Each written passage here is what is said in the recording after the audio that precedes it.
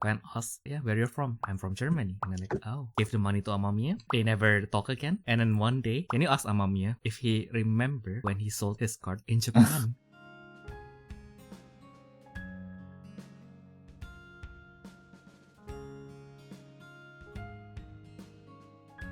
Hello everyone and welcome back to the Refresh Step where you recover yourself for the main step. I'm your host for today, tomorrow and the foreseeable future, Theodore Lu.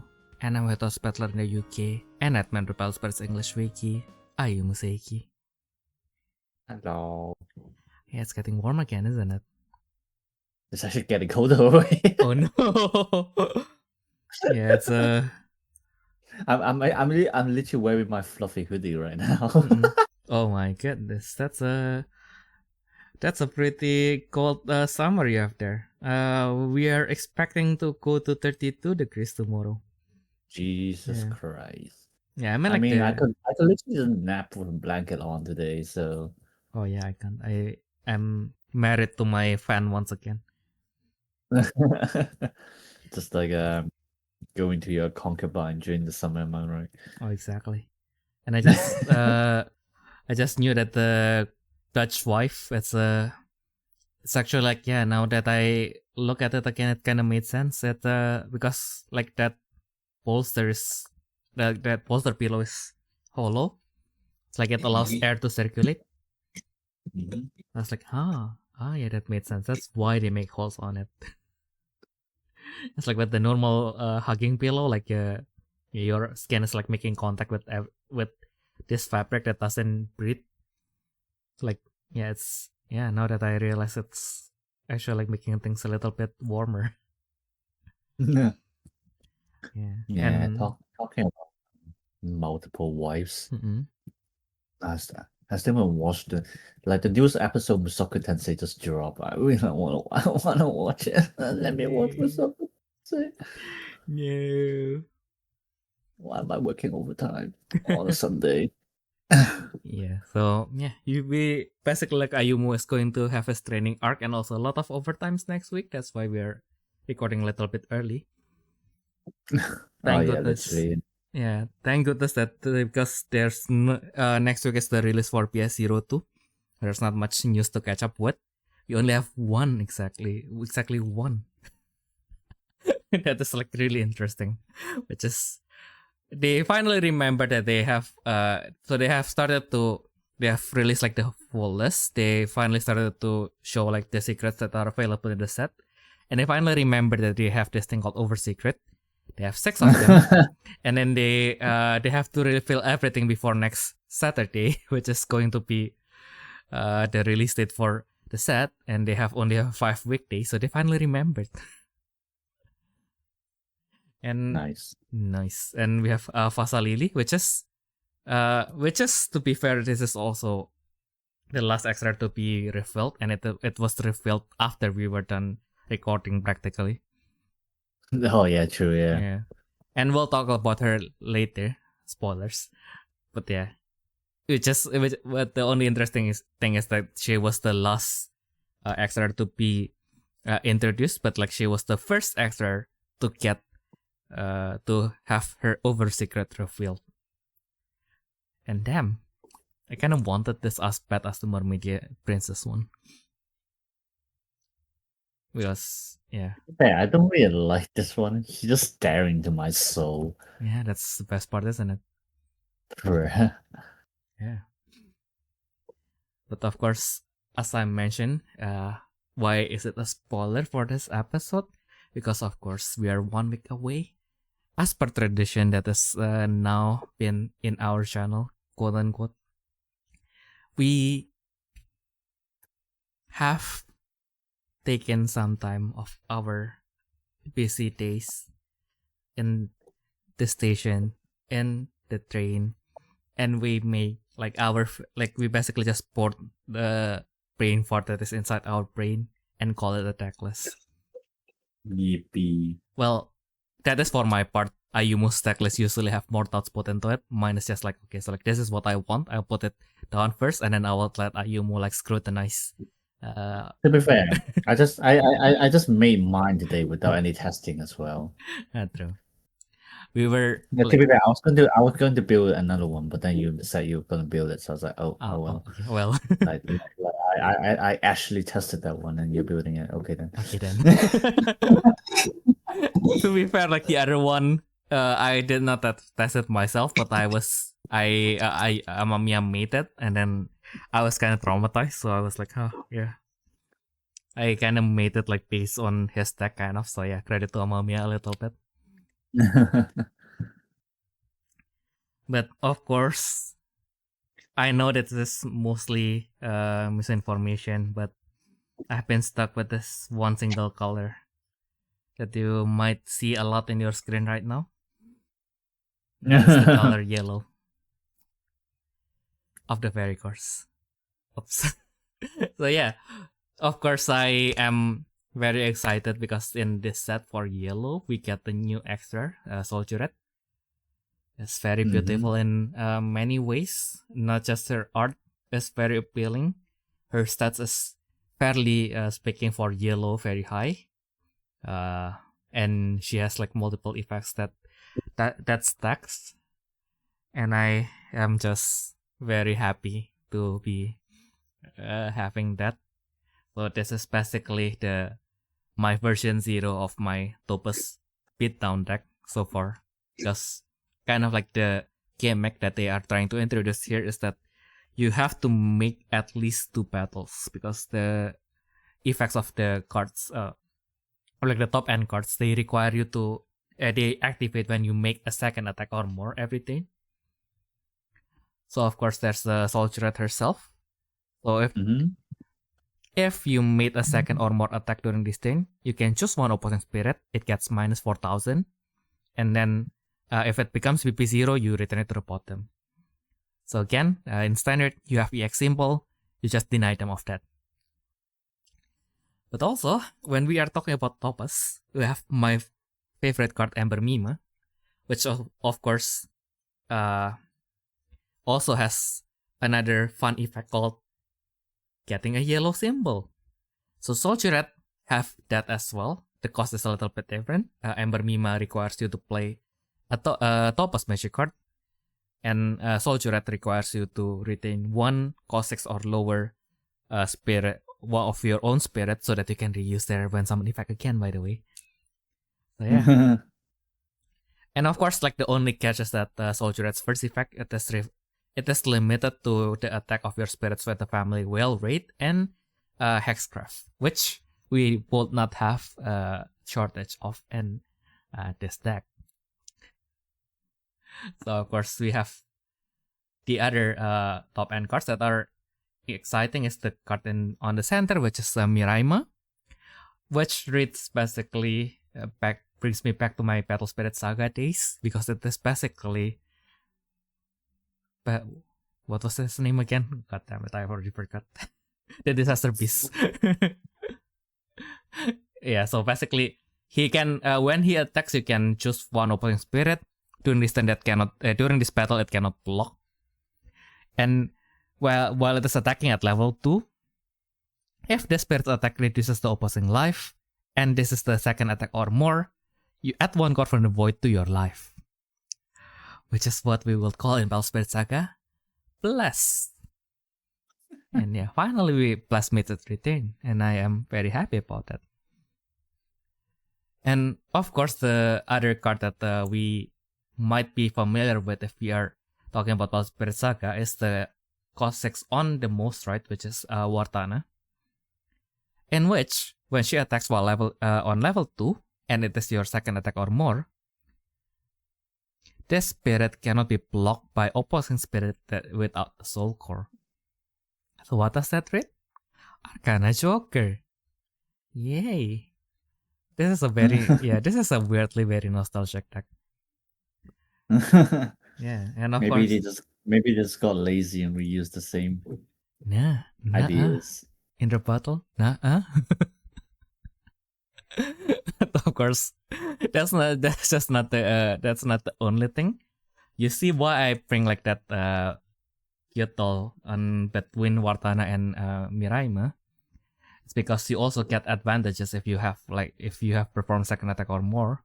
Like for example, for Peacekeeper, if you perform 2 or more attacks this turn, in addition to the symbol on your field, you can also use the symbol in your trash for her reductions. But also, in general, 6 cost going, she has 5 whole reductions, so she can go all the way from 6 to 1, which is also like already appealing enough just as a blocker. But also, like when she is summoned, if you have another Well-Read or Hexcraft spirit, you can choose one opposing spirit to give minus 4,000, and if it becomes 0, destroy it. Yeah, so you see why it is very appealing, because we remember that the color yellow is currently being carried by this dragon called Leucomyst. So basically, it kind of splits the card into 2 cards. So basically, if you have Soldier Red and you have a Beastkiller, you can summon Beastkiller, just 1 spirit minus 4,000, and then during the attack step, you can when you make the second attack, you can do the minus 4,000 again, and you can use Soldier Red's effect to return Beastkiller to your hand, and then do it again during your main step too. Yay, very fun. And then yeah, I guess like the concept that I kind of I had in mind is basically, even though this deck has like 5, 10, 13 cards that you can play on your turn 1, you kind of wanted to get the Nexus first, if possible, and then get the cost 5 as a wall. So either Marinel or Eaglemetas, because they have like very high PP and they do have the Super Unleash, or yeah, so there's a Shinkai who is a true release, yeah. So basically with true release they can be 7 to 8k wall, but they also if you can build your field, then you can kind of like also use their effect to kind of increase your hand, because one with Eaglemetas, you can during your main step you can exhaust it, open the top 2 cards of your deck, and then search for your Echocraft magic, which, okay, to be fair, Echocraft card, which is, yeah, now that I realize that it might be not the wisest choice. Because I don't bring Ember Mima here. And we do have one single Echocraft magic. Okay, that may be something that I need to bring back to the drawing board. But then again, on your level 2, it does still have the effect. Okay, Keto, Matsuma Spirit. Yep. He's out. I just proved myself that I cannot read. God damn it. Which one? For Eaglemetas. Yeah, I think like he can't really. Yeah, he don't really work with this deck. God damn it. Yeah, I didn't even look at it. So let me. Yeah. I was just I thought it was like just working with Topaz. God damn it. Okay, scratch that. Eaglemetas doesn't exist. Anyway, this deck is at 41 now, so like now we have a lot of options that we can get. I guess I will just go to 0 Eaglemetas, 3 of the dinosaur. But I guess like Marinel is still a big enough wall at 7k, because your opponent, I think at that point they kind of have to use their soul magic or their cost 6, cost 7 to kind of like kill it. So yeah, still good enough. And she does have the ability to make one of your spirits cost 6 or lower during your attack step to survive any BP comparison, which is kind of nice, because they only say that your spirit cannot be destroyed during BP comparison. So if you can at least like match the opposing BP, you can destroy them. You can destroy their spirit without sacrificing your own spirit. But of course, it's this deck. So if you make a second or more attack once per turn, if the attacking spirit is a Well-Read or a Hexcraft spirit, you do get 1 draw. So like you can argue that Eaglemetas in that sense still kind of works as a status a slave, but like he has only two Yeah, but- reductions, so definitely no. Yeah, 5-2 is way rough. yeah, Yeah, it's too rough. You can't. yeah. I feel like with this deck, like Mm-mm. you kind of want more lower cost as well. Yes. So this is actually one of the decks I tested today, and Mm-mm. oh my god, it breaks so. I know, right? Yeah, I think like in the end, like the cost, yeah, it's probably going to be like the slot for Eagle Mitas. I'm going to either use it for the dinosaur or the Strodol. Yeah, because I think like the point is not really to, yeah, as long as you have like one Nexus out, I think like with the one cost two, you can kind of like just deploy everything back. You can just rebuild your field, and kind of like the point is to get as much body on the field as possible. I feel, Of course, I feel in like theory. I feel like the other way around is like you want to get as many EX symbols in your disc trash as possible. I almost said this Kapire because I play too much Pokemon. Yeah, so like for me, like, so what exactly is your focus here? Just trying to Get Soldier Red out and hit a lot, isn't it? Yeah. I mean, fair enough. Yeah, like, I just thought that it's not too viable. So like my focus is basically on minus BP instead. So like you kind of had a similar idea to mine, I think. No, Not really. you don't. Yeah. So like, because like one thing I realized is you can actually mix other families because like it's only the second or more attack. It has to be the right family, like Hascraft or well ref. Yeah. So like I put in like one of the Thunder Dragons was like 4-2. And then it's like on attack gives something minus 2k. It has an EX symbol as well. I can't remember what's the name. That guy. I only have like a screenshot. I don't remember the names. Yeah, I remember the guy. Don't worry. Yeah, but the viewers might not. But like in terms of the Nessus, I don't play the volcano. I the volcano is like absolutely useless. So like what I did play instead are with the other volcano, which is Warface Capture of True Gate. I think. I read it and I did. I don't know. I went like, I went like it's this a netpack, but I just didn't like it. But yeah. Yeah, but that's a personal thing. Warface, Capture True Gate, because like, because it's the one. It's like gives you recycling, which is what I think is more important. Yeah. Because it means you can actually repeatedly attack with like the lower cost stuff. Because like, what lower? Yeah, like you play the like. Oh wait, back to your list. Back to your list. Can you put it side by side? Maybe I don't know if you can do that. Yeah, you play It's going to be too like small, but we can do yeah, you play the vanilla doll as well. You play you play a lot of cost 4 less as well. To be fair, I think more than I do actually. Yeah. So it's like I think like Warface would be really good. Like you have a lot to recycle. Like the cost 4 less is not limited to any family as well. I see. Yeah. So like for my list, it was with the Thunder Dragon as well. Yeah, and then yeah, as you can see, like I also play like the Thunder Cloud thing, which is like from Yellow Starter deck. Cause like that's another card that gives you draw. Cause see like with like level 2, yeah, Utmost Death, the peaks of Great Thunder Mountain. Because like obviously if you destroy anything with 0 BP with your spirit effects, you can draw a card. But I think it can combo pretty well with Soldier Red. Actually, no, Soldier Red returned in the bottom, doesn't she? Yeah.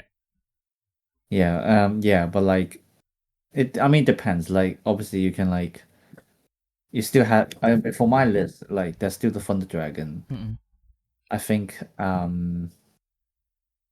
it has to be your attack step. Yeah. yeah, I mean, there are still some choices. Like, I think like the main reason is just that like because this is such a top heavy deck, Mm-mm. I would prefer to play more Nessus Mm-mm.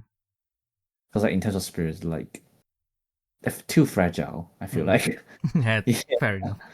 yeah, and so yeah, so there's that. So I think like the level 1 effect is pretty well, so it Mm-mm. can be pretty decent as well, especially since I play 3 Portal Hack, Mm-mm. Portal Gate, and obviously Triple Thunder as well. Mm-mm. So that might be a case where like you just have to reduce them to 1000 BP, Mm-mm. and you can survive for another turn. You don't even have to destroy them or anything like that. Mm-mm. Yeah, cause like the Nessus effect is like at the start the opposing attack step, choose a color. Yeah, target a color. During this step, every opposing at 1000 BP or less spirit loses a symbol of that color. Mm-mm. So like that combos well with like the theme of this deck, which is a minus BP. Mm-mm. Obviously, like, I mean that's why it was printed for Thunder Dragon in the first place, but Mm-mm. I think it might works pretty well for this deck as well, since like you got like Portal Hack already. Mm-mm. Yeah, for like this deck specifically, yeah. Yeah, fair enough. Yeah, and then also as you can see, I play one copy of that Miko thing. Oh yeah, Rangdaraisa. Landerizer, yeah. Mm-mm. Because I on summon, just like return like an Echo Chant Mm-mm. magic card to hand, or is it like yeah, it's Echo Chant, yeah, which is basically Yeah, Portal Hack. Portal Hack, yeah. Mm-mm. And because it's cost 6 or less, it means you can recycle with Soldier. Ah, exactly. Yeah, I think I can consider that as well. I mean, like, I Yeah, only have like the secret. same with that thing at the Mm-mm. top right. There's a spilling jar thing. Yeah. Ah, yeah, the curse spawn. Yeah. Cause like yeah, you can like just like recycle anywhere with family card as well. Mm-mm. Like, even if just return the top of the deck, I suppose that's fine. Mm-mm. Just get ready for next turn or something like that. Fair enough. Yeah. That's what I think anyway, but yeah. Yeah. We'll see. We'll see if we're hitting hard if hitting hard or like poking is the answer. But like again, we haven't tested. I haven't tested mine, so like we'll have to see. Because again, my yeah, I guess like my concept if I have to is just basically just get like the top heavy card out with the cost 5 tier. Yeah, because it can search a lot. Yeah, the fun thing about this tier is you open 3 and then you add 1 Whale Red or Hexcraft from there to your hand. The rest goes to the bottom. But if you have attacked twice or more during this turn, you do get to search 5 instead. Nice. Yeah, I did think about that, but like Mm. it's still more like just an extender. True. That's Yeah. how I feel like it. Yeah. The thing is, like, it doesn't even have good BP stats. Like, it was like, oh, it's like 8,000 BP. Oh no. It's like, it's Well, like, you can search 5 and then ask for 8,000 BP. but like that's what I mean, right? Like, it's like it like obviously with standard now, Mm-mm. a lot of the cards it just like gives you one function, like that's Mm-mm. it, Yeah. which is like fine. It means like it's easier to choose the cards, but like also it becomes the reasons why a lot of cards aren't going to be used. Mm-mm. And I think like this is one of them. Because like Mm-mm. if it doesn't like give you like a decent BP stat, what's the point of putting like a search card in there Fair enough. when there's also like trading just for one card as well? Mm-mm. And so it's not even minimum one cost and minimum two costs. Yeah. I don't know. The Thunder Dragon kind of worked for me. That's why I kind of wanted to try it out first. But we'll see. Yeah, I mean the Thunder Dragon work. But yeah, does it give like minus 2,000 as well? I think so. Yeah, like it has another effect or something like that. Like yeah. Mm-mm. Yeah, I guess this one kind of got eaten by the fact that you can search 5 instead. I mean, like I have like total of 5 cards that are not Topaz, that are not the target. Well, 7, I guess. Well, now that I counted the Nexus. Yeah. Because like for me, like the case is like, well, if you need to search for a specific card, you might as well put more copies of it instead of putting the Seeker in there. Yeah, fair enough. Mhm. Yeah, maybe either that or just the vanilla, I guess. But the dinosaur is definitely there. It is one of like the thing that it has a lot of reductions.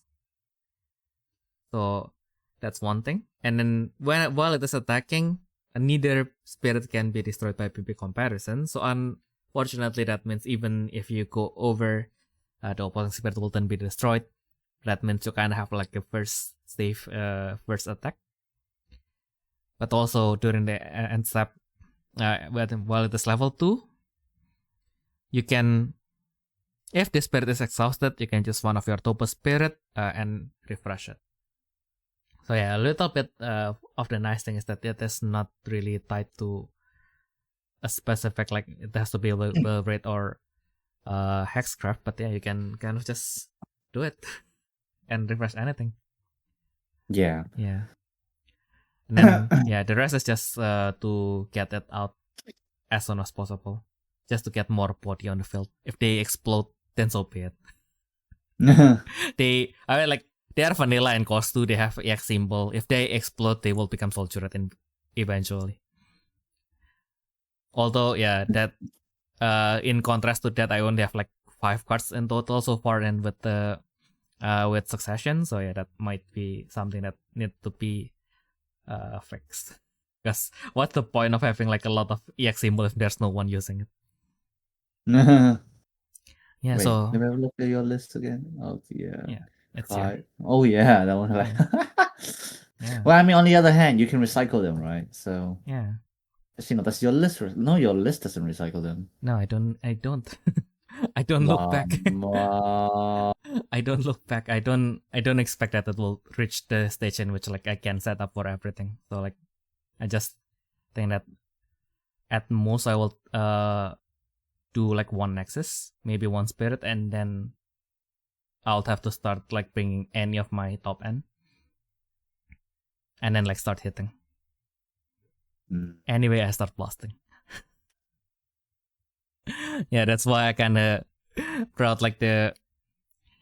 So I brought the volcano less about the effect itself, more into because it is the only Nexus that is beneficial to Topaz. So the family of the card itself is not really important. It's just that the effect is beneficial to Topaz, kind of. Because like if you use a Topaz match, if you use a magic card, you get to refresh one of your Topaz spirits. So like it works with any magic card in the deck. Which yeah, I guess then you can play a little bit more aggressively, and I guess like this is kind of like a more, at first it will be like a slow Beatdown. So like you can have your bigger spirit will have to be exhausted. So that is not guaranteed, but like at least you have something on the back pocket. But also because it's a cost 3, if you go second, if you have 2 copies of the Nexus, you can just deploy 2. If you have a cost 2 spirit, you can also get like 2 symbols on the field. Of course, like then with the cost 2 spirit, they can be destroyed, but again they have EX symbols, so like they will get back to you eventually. So that's kind of like why I picked this Nexus over the others, because I don't think I kind of wanted to just go as fast as possible.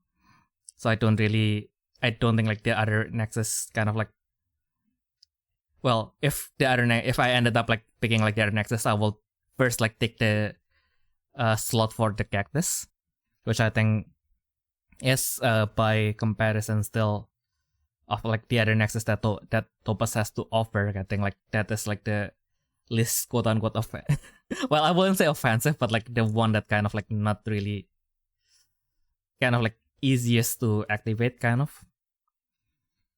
I quite like the Cactus actually. Yeah. Also, because if you do get to destroy something with the with 0 the cost. So basically, if you destroy it with an opposing spirit with anything during your attack step, even with Triple Thunder, you get to send them to the bottom of the deck instead. which again denies Yeah. them of the EX symbol. Yeah. Yay. And level 2 is kind of easy because again, like, as you must mention, like the problem with my version of the build is you have like this lot of spirit that are really fragile. It can be really fragile. So like, if they do get destroyed, then you can at least like get some sort of compensation back. So like if they get destroyed, I do get to draw 1 as well. Which is not the biggest boost, but like it's like the simplest thing. Like now your opponent can has to and if your opponent has the answer, then you can kind of like have an answer back kind of thing. And again, like because of Vascular, even if they don't have an EX symbol, they can still like support you back in a way. So now we have a 5 slot that we needed to address. The other, I think, kind of okay. Well, Triple Thunder. It's currently the strongest magic for yellow. So what can I say? And Portal Hack is of course a very nice addition, because if you do have a stand Whale Raid or a Hexcraft on your field, which is why I bring this dolls and this Oni in my deck, and the dancing doll, the cost 3 dancing doll, just so that I have a body that is one of those spirits. So you choose 2 opposing spirit, they got -2000. If you have one of the designated family spirit, then the minus is -3000 instead. That is still very decent to fight against like more aggressive decks like green. Because like one of their attackers is going to have like the Super Unleash, the True Release, so like they will be like quite big, but like most of their other attackers are going to be still relatively small.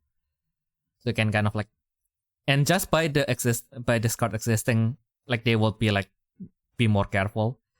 I suppose like they wouldn't really like deploy their smaller spirits like right away. They will probably just summon one, and then like they will probably wait until they can deploy a lot of bigger spirits, in which like that kind of like you already give them -3000, so that's already a good advantage. And you do get to, with the volcano, you do get to refresh one of your spirits as well. So even if they get exhausted by the green effects, you can refresh them with Portal Hack and the volcano kind of. That is kind of like the idea. It is a bonus effect. You don't really count on that, but that's kind of like something that you can have in your back pocket. Yeah. And lastly, there's the escape route as well. So it's less about like I think like escape route is particularly good. It's just like the best part of not the best part, like the part where I kind of like wanted to try out escape route is because it does have a simple choose one spirit. It gets -2000. It gets +2000. It can be either your spirit or the opposing spirit. So yeah. So the fun part is if in the off chance like this card is kind of like a win more card, because like this is more into like, okay, so like if you are already able to block, or you for example attacking with Vartana, and you kind of needed to manipulate the PP, it is way cheaper than Portal Hack, so you don't really have to use your Soul Core. You can just give +2000, and then Vartana will be able to take down something that's 8k or lower. So she will not be blocked by anything that doesn't have Soul Core, so he will probably need to keep their Soul Core on something that can block Vartana. It's like she will be like at least like 8k, so you can just use this to pump a Vartana. And yeah, it's a 3 cost 3 reduction, so like yeah, again, you just forget about it existing. It just does the job. And in the off chance, I don't know what if you would want to do this. This is a very bad idea. But in the very, very, very, very off chance that you really, really, really need to kind of like change your hand, and you attack with while the cactus is at level 2 with your spirit is big enough, you can also pump the opposing spirit so that you get to draw 1 as well. Bruh. Because like you don't even have to, with the cactus you don't even have to, how do I put this? Like the attacking spirit doesn't have to be the only one destroyed. So if you trade What? No, I'm pretty sure it has to be the non-battling spirit. Oh fuck.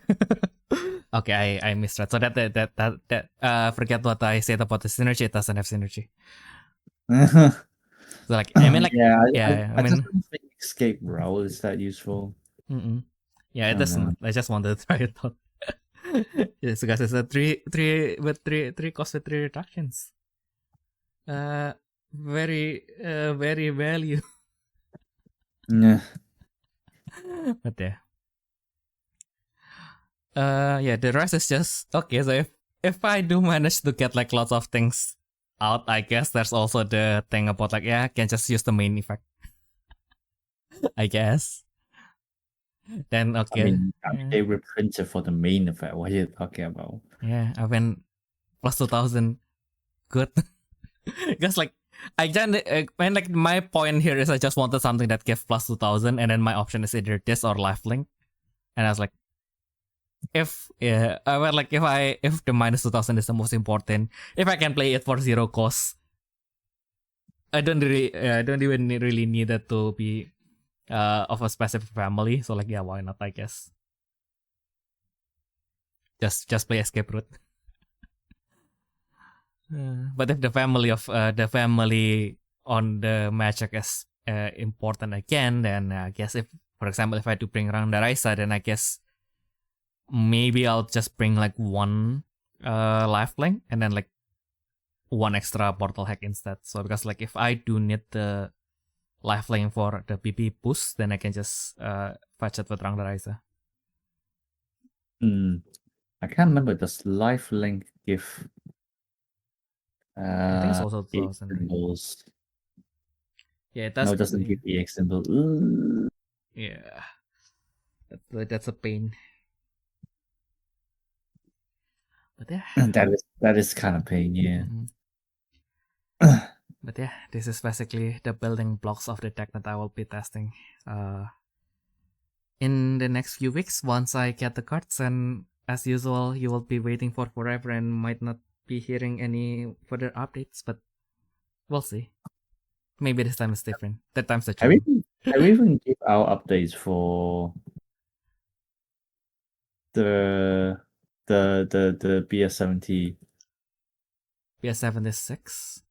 Yeah. I think we did, right? We only did the Parvati one actually. Oh crap. Yeah, I think like because we wanted to do like your decks as well, and then you kept on missing the timing. Bruh. Unfortunately. Scheduling hard.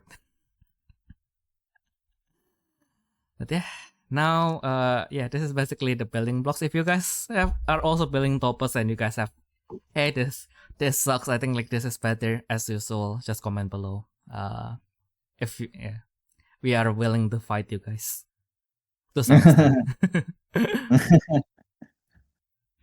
But yeah, I guess that's it for the Topaz deck. I wouldn't if you guys wanted to see it longer, as usual, there will be a link in the description later for this version 0 of the deck. And then if you want to try it out, I guess you can try it out. Again, I am still cooking. This is still in the middle of cooking, so not if it is a starting point, not ready to use deck. Yeah. So with that out of the way, before you guys before we are tired with just me yapping, I will let Ayumu yap for his deck. Because now to be fair, if I didn't build my other one, this is probably my third choice. Because who wouldn't want some golem in their life? Yeah, it's pretty fun. Yeah, I feel like it was like yeah. I haven't tested this one yet. It's more like an initial idea. But like I feel like the whole point of this deck is like you literally set up field, Mm-mm. then you spam. Mm-mm. Cause like what happens is because like the good thing about Nessus turning into spirits is that all the effects allows you to move the course. Mm-mm. So like literally what you can do is you swing with a Nessus, Mm-mm. and then you swing with a spirit, Mm-mm. deplete the cards that you already attack with, Mm-mm. and then move it to the new Nessus, which then spirit. So like it gives you like a better chain of attacks Mm-mm. than like the other decks. Mm-mm. But like, also because of that, like I focus a lot more on like core boosting and stuff like that, which is why you can see like there's some very random cards like the crawler in the middle right there. Mm-mm. Ah. Yeah, because like on someone boosts like 2 cores or something Mm-mm. like that. Yeah. Yeah. Good. Yeah, very good. So like yeah, interesting. So like there are more choices of science tree necesses, Mm-mm. but they came from set 1, Mm-mm. and then they support Rumble Mm-mm. instead, like being like Ah. all generic. So that's why I decided not to put them. But like, I suppose like if you really want to play more Narcissus, like Mm-mm. that's your choice. Obviously, you can try to play the other kinds of Narcissus as well, but like the Feral Beast ones, but like a lot of them also like supports Feral Beasts specifically. Mm-mm. So like there's no point. I know that one of the Narcissus also like kind of requires your whole field to be science tree as well. Mm-mm. Well, in terms of Narcissus anyway, like it requires the whole field to be science tree Narcissus. Mm-mm.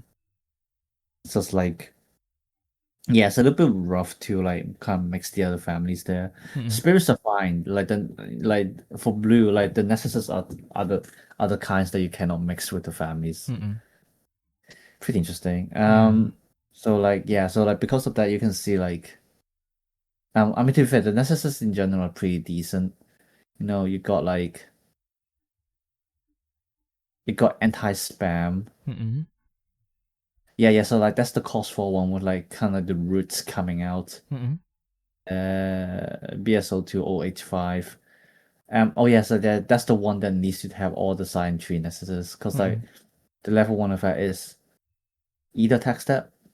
If all your necessities are in the science tree family, only a total of 1 attack can be made between all the cost 3 or less spirits. Mm. So like this is literally an anti-spam card, Mm-mm. which I think makes it really good. Level 2 needs 2 cores, which is not a lot to be fair for like a level 2 necessary effect. Pretty decent as well. It's something like when your science trees family spirit attacks. I know it's a yeah. Yeah. Continue. Is it not? Let me have a look. So if a spirit is originally a nexus is attacking. Oh, there. Oh, Yeah. right. Yeah. I mean, that's still. I mean, that's the whole theme of this deck, so Yeah. that's fine. Yeah, you can draw 1 then return 1 to the bottom, so just more filter, which I think is like really good. Mm-mm. Yeah, and then like the cost 5/1 as well. Mm-mm. The memory palace. Just with just like a random orangutan sitting there. He's chilling though. When the boy, yeah, he's chilling. Yeah, you can ramp a call to one of your science tree family spirits, not necessary, unfortunately. Mm-mm. But like that's fine. Like the important part is also like level 2, it can turn itself into a spirit. Only during the opposing attack step, but like I guess it works. Mm-mm. Yeah. Like like you just want more science tree family necessars anyway. Mm-mm. But then again, like if you really just want to spam necessars, you can always just play the rumble ones. Mm-mm. Mix a little bit of rumble in there. I mean that also works. Mm-mm. What I dislike, I focus a lot more on like core boost and like filtering. Mm-mm. Like basically this list right here, like there are well, magic obviously magic is mainly for defense, so we don't really talk about magic. But like basically, in terms of the choices of spirit necessities, so there are 3 things: they filter, they core boost, or they can change necessors into spirits. That's literally my idea. Yeah, so like, yeah. So like, you know, like the first, like, you know, the squirrel, the little lady right there. In the dual core boost, now you've got like the little like mouse kind of thing in the middle, which is like on destroy. You can just deploy a nessus on the trash without paying the cost. So like, so like, what it means is like you can like also like just like early aggro with some of your nessuses early game, and then you can just like take them back out. Yeah. And then like, so like that's why I play Fine Treasure as well, because I feel like 9 necessors might not be enough. So like if you play like 3 Fine Treasure, you technically have 12 necessors. Yeah, and I also like my concept is like you kind of just like want to crash into. Sometimes you just want to crash in the opponent to get a little bit of advantage, and like exactly because like this archetype gives you option to recycle necessors. You use them, which enables you to spam a little bit more. That's how I would say. Yeah, and then yeah, we got the snake, which on destroy turns something into turns a nessus into spirit. So like, you know, again, it goes with the idea of like you just spam, you know, you spam the snake into someone else, and it's okay, yeah, one attacker done. Now I'm just gonna change the nessus to a spirit, swing, you know, something like that. Yeah, and then like the button on like the top right, just the filter. And the rumbles like whatever. I mainly want to use it for the level 2 to draw to return to the bottom. Yep, then we got the X-Rare, which, like, to be fair, if anything, I feel like that might be removable. The level 1 effect is kind of whatever. I think like by the I mean, it helps to dig some necessors, which too bad, I guess. I think you mainly play for the level 2. So like, you know, when your spirit that's originally a nessus exhausts, you can just like destroy a spirit with like equal cost or lower. So basically, because with Science Tree, the higher cost you can go is cost 5. So basically, anything costs 5 or lower, which I think is like good enough. Pretty good card in general. And then obviously you've got like the cost 8 Gao Gazan, which literally the level 1 effect is just during your attack step when this spirit or your spirit that's originally a nessus is blocked, destroy cost 5 or less. And then you know, this card also enables like kind of the tactic of just spamming, because you can literally what you can do just like spam into them. Oh, they block higher BP, that's fine, destroy it, you know, kind of thing. And then like obviously the level 2 is really decent as well, because on attack you just turn 2 of your other necessors into spirits as well. So yeah, and then like the kind of the horse bull thing is on the left crawler. Just cobbles again. Especially with this one. Yeah. This one is pretty decent as well, because like if you use the EX for each card you banish, you gain a core. So you basically gain 3 cores maximum. So it's like, yeah, and then like yeah, like this deck only plays like 6 cards for legacy, so I think it's like that's fair enough. How many AX symbols do I even play? Excluding the Nessus guy, I don't really think you want to banish the Nessuses, because you want to take them back probably. If we exclude the Nessuses, there's like 12 EX symbols. Yeah, more than mine actually. Yeah, which is like I think it should be enough anyway. Yeah. Like 3, 6, 10. Yeah. Yeah. Yeah, I think you're right. Yeah, like let's say if you even like try to stretch it out, you summon all your cards with legacy. That's 16 EX symbols there. You're not gonna use 16 EX symbols, so it's like let's face it. Nah. yeah. So it's like, yeah, I think like that's decent enough. Like it should be enough cards for like the horse bull to like banish as well to gain, of course. So like yeah, to be fair, I built this deck and I actually really want. I'm actually itching to try out. Not gonna lie. Mm-mm. Like yeah, obviously with the other stuff, typical you got stem lands in there. Mm-mm. Especially if you destroy the memory palace, you're destroying anything would cost 10 or less. True. Yeah. And then like so it costs 9 or less. So it costs 9 Okay. or less, which is still good enough. Yeah, to be fair, that's basically everything. Yeah. Because like it covers the range of like what the spirits can destroy as well. Because the spirits can destroy like maximum cost 5 or less. Mm-mm. So anything above that, you use Stormlands, which is why I think you have to put 3 copies of Stormlands. Mm-mm. But again, that's also the reason why I'm playing free Find Treasure, Mm-mm. because you're most likely going to destroy your Nessuses. Mm-mm. It's kind of like this deck is kind of like Gaia now that I think about it. Mm. Yeah, like Ground Gaia. Yeah. Yeah, so But like destroy your own nexuses to gain advantage. yeah, literally yeah. Mm-mm. Kind of itching to try that out now. Yeah, to be fair, I'm also like really invested in this strategy as well. Yeah. Although after like hearing you, I think like I mean, I guess like I kind of agree with your other opinion that maybe the direction that I wanted to try is more into still like using Rumble as the forefront, and the Nexus transform like the Golemcraft basically just as a back pocket thing, because like again with Rumble we are kind of like being convinced that we are trying to make a mill deck, but like a Rumble is basically still just a Beatdown deck. So like yeah. So like basically the Nexus transformation is not really something that that is like, ooh, this is going to change Rumble for the better, but more into like, yeah, this is something flexible that you can have in your back pocket, so that okay, like you're just missing one more attack to defeat your opponent, then you can use the, for example, like the soul, like the blue, like the other soul magic to turn your Nexus into a spirit, attack with it, or maybe to block as well, or during your opponent turn to block. Like that's not, of course that's not guaranteed, but yeah, with all the cards in standard usually you are only allowed to stop one attack anyway. I guess that still kind of checks out.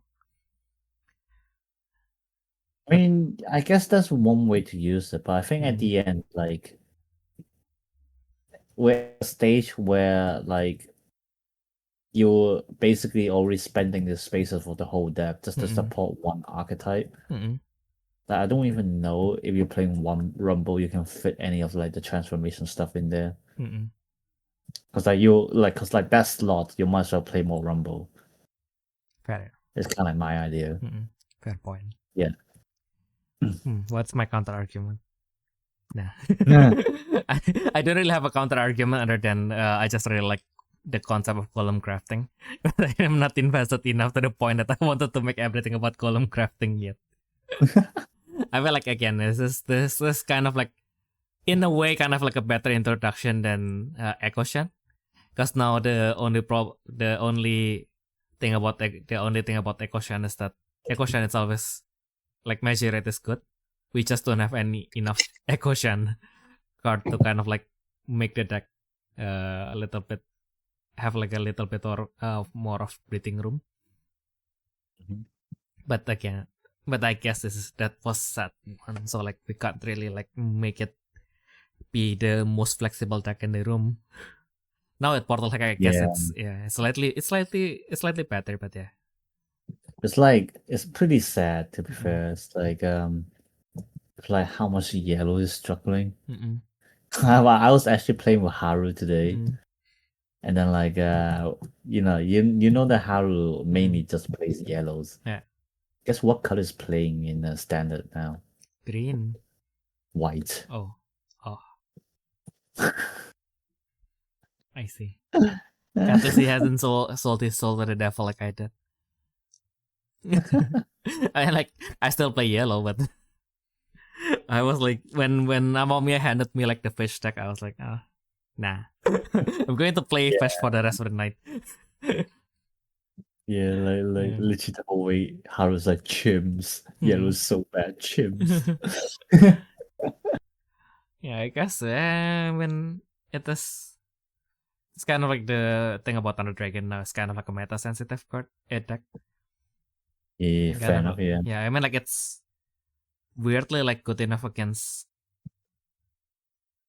Well, I wouldn't say it's good enough. It's kind of like a 50-50 against Armored Fish.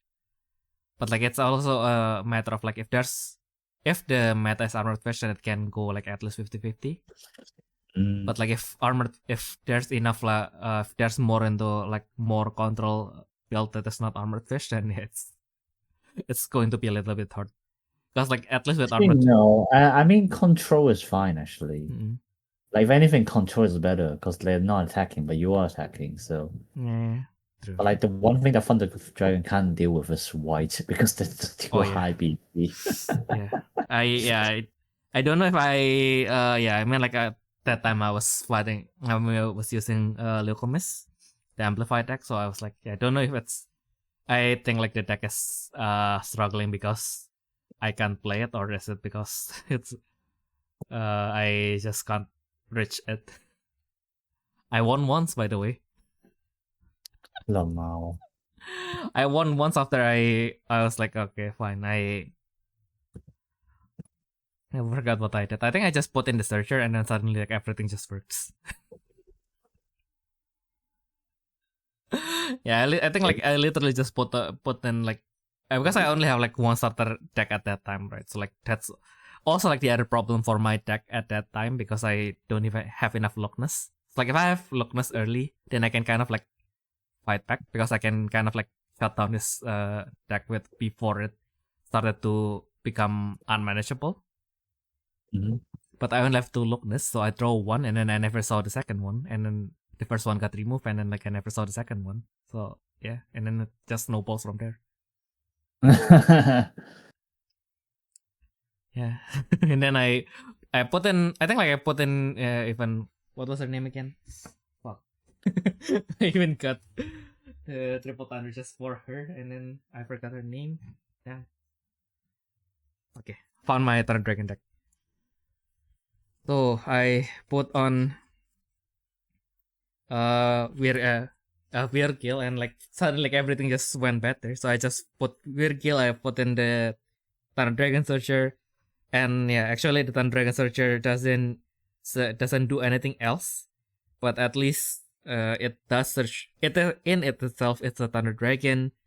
It searches for any Thunder Dragon other than itself, so it can search for magic and spirit. So yeah, still in a way a better searcher than the deer.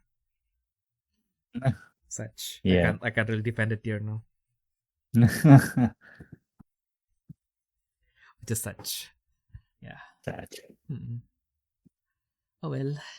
We'll just have to see if we can move on from the Thunder Dragon. So while I'm fighting my trauma, I just decided what is the best way to fight my trauma. Just make a deck out of it and like inflict it on other people, I guess. Yeah. Nice. I think like my thinking is not too different. Although like it doesn't really work the same because I didn't bring any cost 2 here. But the cost 3 Nexus is already nice enough to hold out on its own. If I can get to deploy 2, it's going to be a gamble, but like once I get like one amplify out, it's going to be very nice. So this is mainly still an amplified deck because I kind of just wanted to bring Fasa Lily.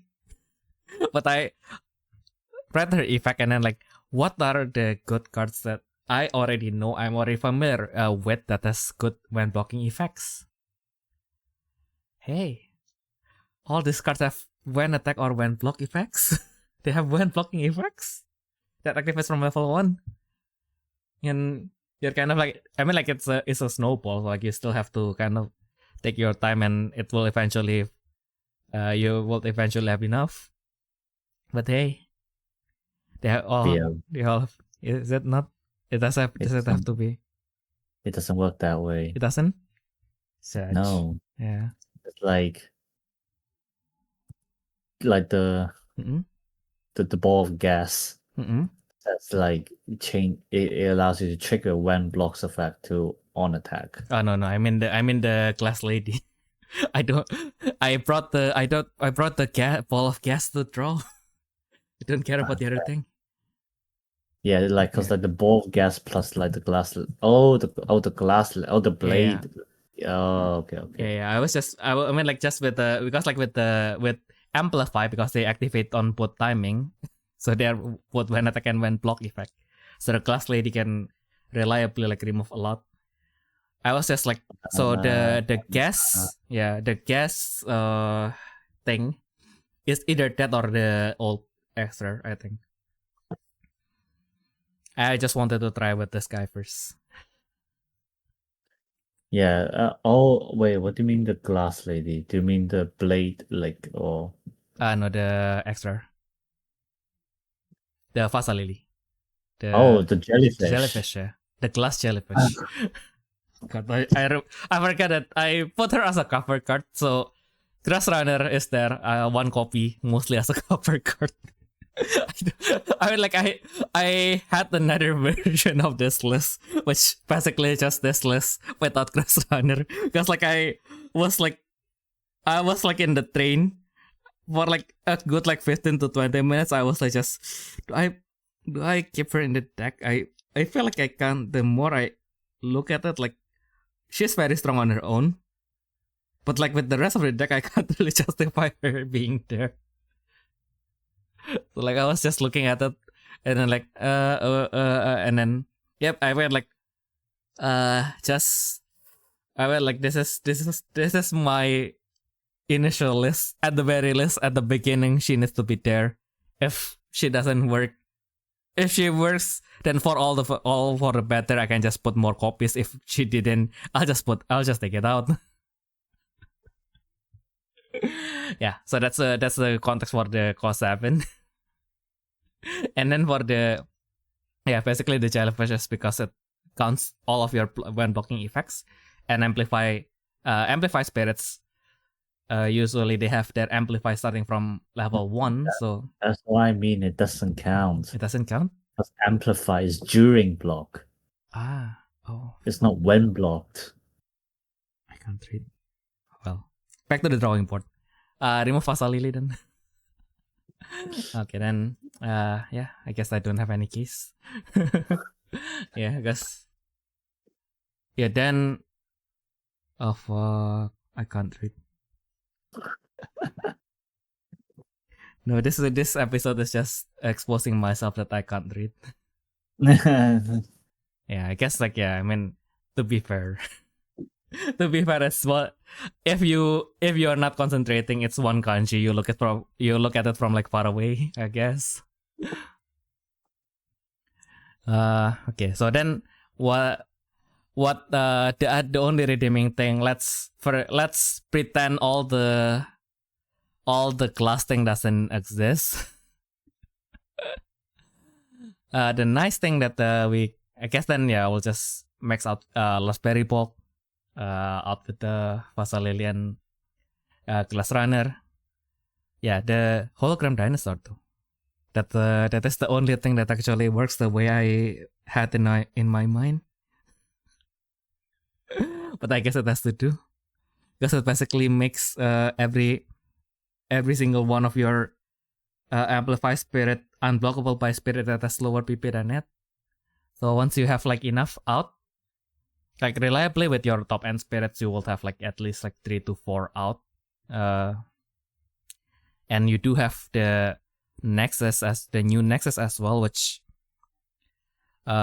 during either player's attack step, if it's level 2, all of your cost 6 or higher spirit with amplify gets plus 2000 PP. It's like basically by just with the Nexus, if you bring your dinosaur to level 2, it will be unblockable by anything that is at least 11k or lower, even if it's by itself, which is still a pretty big enough range. So yeah, the rest is just basically the nice things. France Shield to get you the draw, to kind of like deny your opponent, to kind of like if you wanted to kind of like just try to finish your opponent one turn. You can deny their core from their life, so they can only use the cores that they already have. So if they kind of set up blockers, they use their cores to set up blockers and magic, then they cannot rely on the core on their life to kind of like increase the core that they can use. The bug was the pain of my life. That is the trauma that I'm trying to face. It's just annoying, especially if you are playing with yellow. It's, once it reaches level 2, it's really awkward to remove that. But so yeah, I mean, like even against red, like once you reach 5,000, then you kind of have to go into your top end, maybe like waste one of your Flame Hurricane early.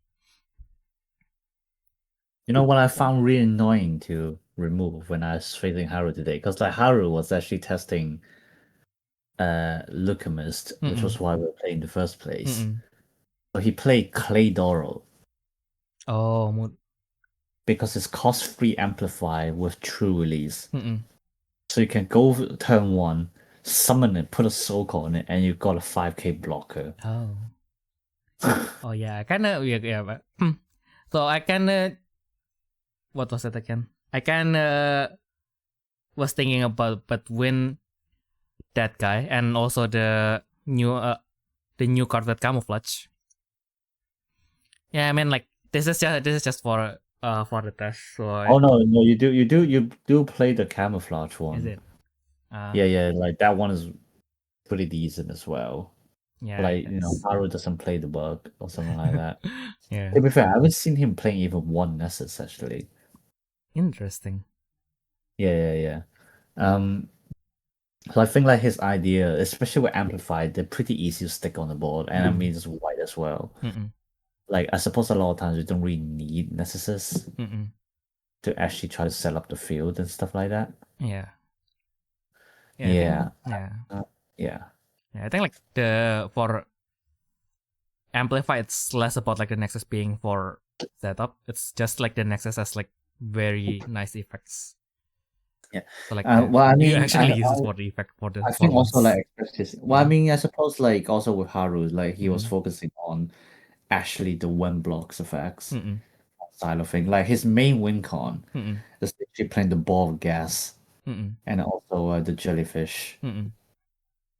Like I got smacked by them so many times. Like the ball of gas being able to draw one on attack is actually pretty insane for white. I know, right? Yeah. And then because it's like one soak was 7k. Do you know how hard it is to remove a 7,000 spirit? Exactly. Jesus Christ, mate. So it's like so like it just stays on the field until like he manages to summon the jellyfish out, and then like you just swing, return something to bottom once per turn, refresh. That's stupid. That's actually stupid. I know, right? But like that also means like Haru was playing a lot of kind of like the lower cost cards with like one block. So he did play Last Layer, which is like a cost free Leucomyst, which says on block. Select a non-attacking 2,000 or less opposing spirit, return to the bottom. Main thing is that it has an EX symbol, so even if it dies, you're not really losing anything. I don't know if he was playing like the puzzle dog, like Blatey. Yeah. I think it can be pretty good because like also like it has true release, so one so-called 6,000 and on block you can choose a spirit and plus 2k for the turn, and it has camouflage as well. So. And then it has an EX symbol. Okay, like the more I look at it, this stock is actually insane. It's 6,000. It's 6,000 with one soul call. You can block and add 2,000 more. It has camouflage, and if you ever even manage to remove it, it has an EX symbol. Damn. And now that we have this conversation, actually, like now that the more I think about it, like the more like the jellyfish actually like. Yeah, maybe even with this shitty build that can actually work. Still have like I still have like 3 spirit that has one blocking effect. I forgot that the core booster from the SD actually has a one blocking effect as well. Yeah, I think that's the main reason why he was playing as well. Like Yeah. it's a good starter card. You gain one combos. Mm-mm. He literally called the green card. Yeah. I summon the green card. Yeah. Don't you know this very strong white card called the Ice Mage Rise? Yeah. And then he also plays the Shikanoko, this Mm-mm. sub leak. Mm-mm. Um which like so like when I was saying like the searcher card isn't really that useful. I think this is one of the cases where it's actually useful. Mm-mm. Because like this whole deck you wanna focus on searching for especially Whitebeard, like your ball gas, Mm-mm. because that's literally your draw engine. Mm-mm. So you kind of want to search into it quickly, Mm-mm. which I think like putting like a searcher in makes sense. Mm-mm. And then like the deer at level 2 as well during the opposing attack step. For each of the spirit with blocking effects, this spirit gets 2k. Mm-mm. So it's 2 cost for 5,000. If you have a spirit with 1 blocks effect, it becomes 7,000 on opposing turn. Mm-mm. That's pretty good, Yeah. I think. Yeah.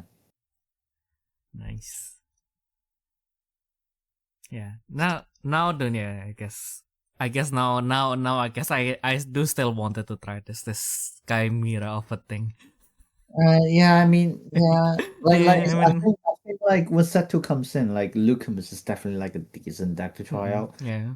I think you do play like so like Haru's list was actually really interesting. Like Mm-mm. obviously you got one win con there. Mm-mm. The other win con is like he's still playing the deer, the amplified deer. Yeah. Yes, I And then do. like and then what he and then what he did as well in terms of magic, obviously yes, you have fast travel.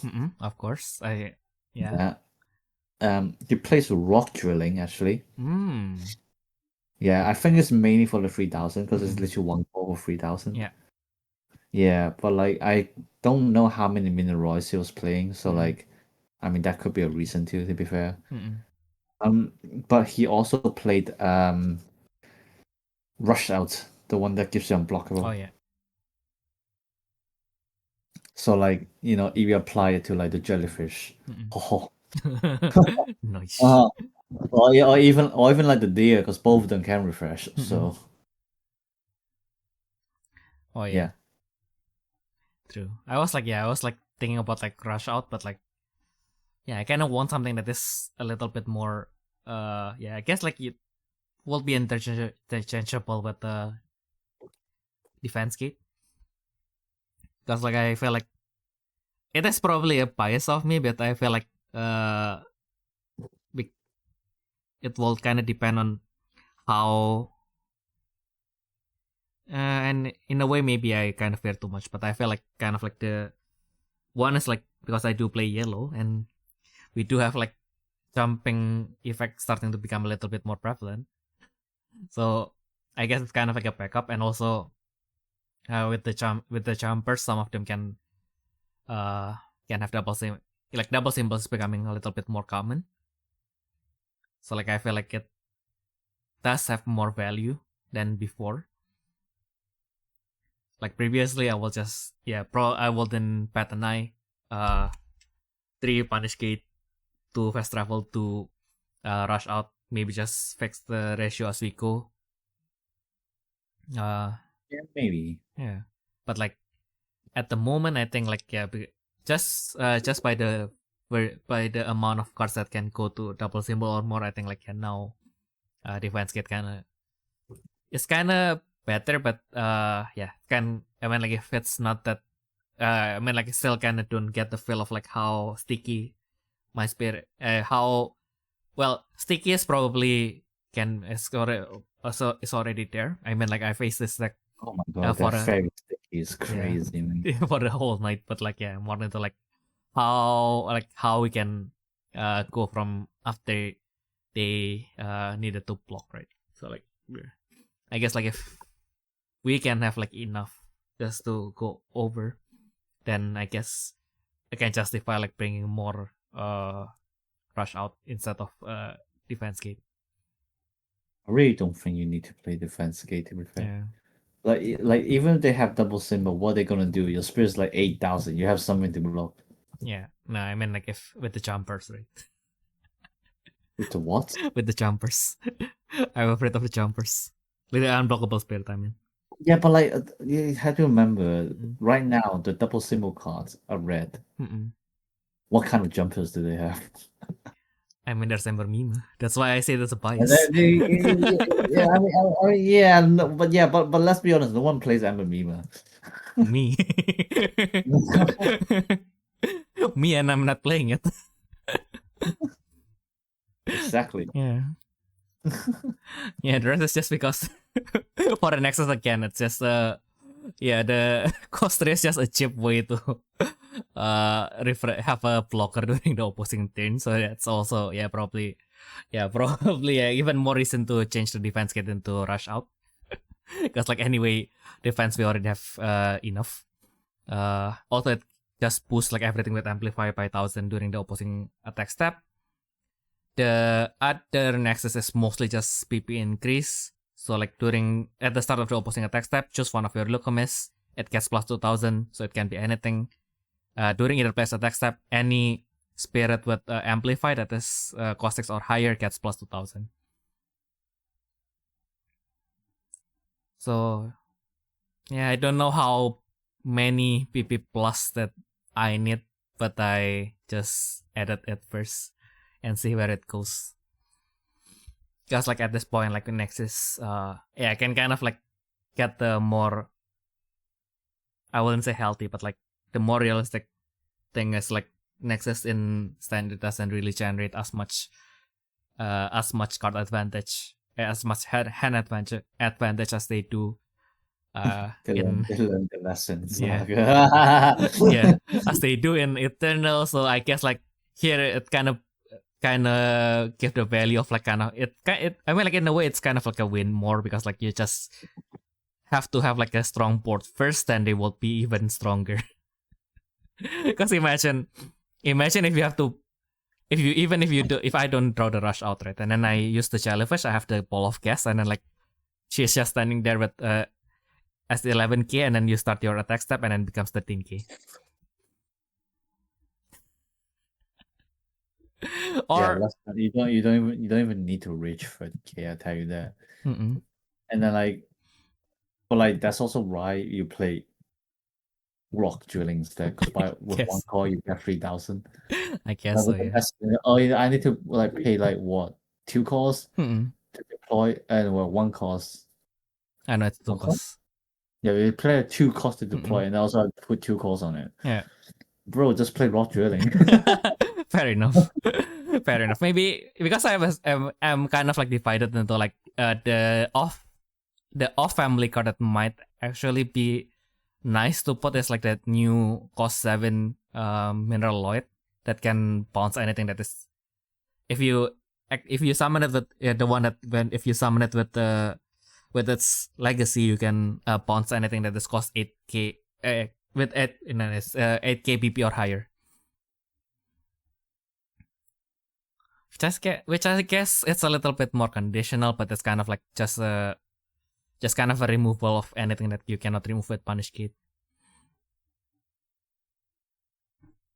But who knows? That's one thing that the other one thing that we can test. Yeah, with I think it's something you have to test, like, cause like my idea, like with this, like when you trying to play like Amplify, or this deck in general, is like you are basically aiming to remove stuff by BP comparison.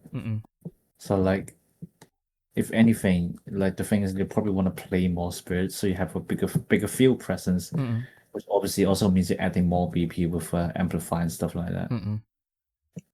And obviously, in general, you have more spirits with 1 blocks effect, which gives you better advantage of what your decks want to do in general. Yeah.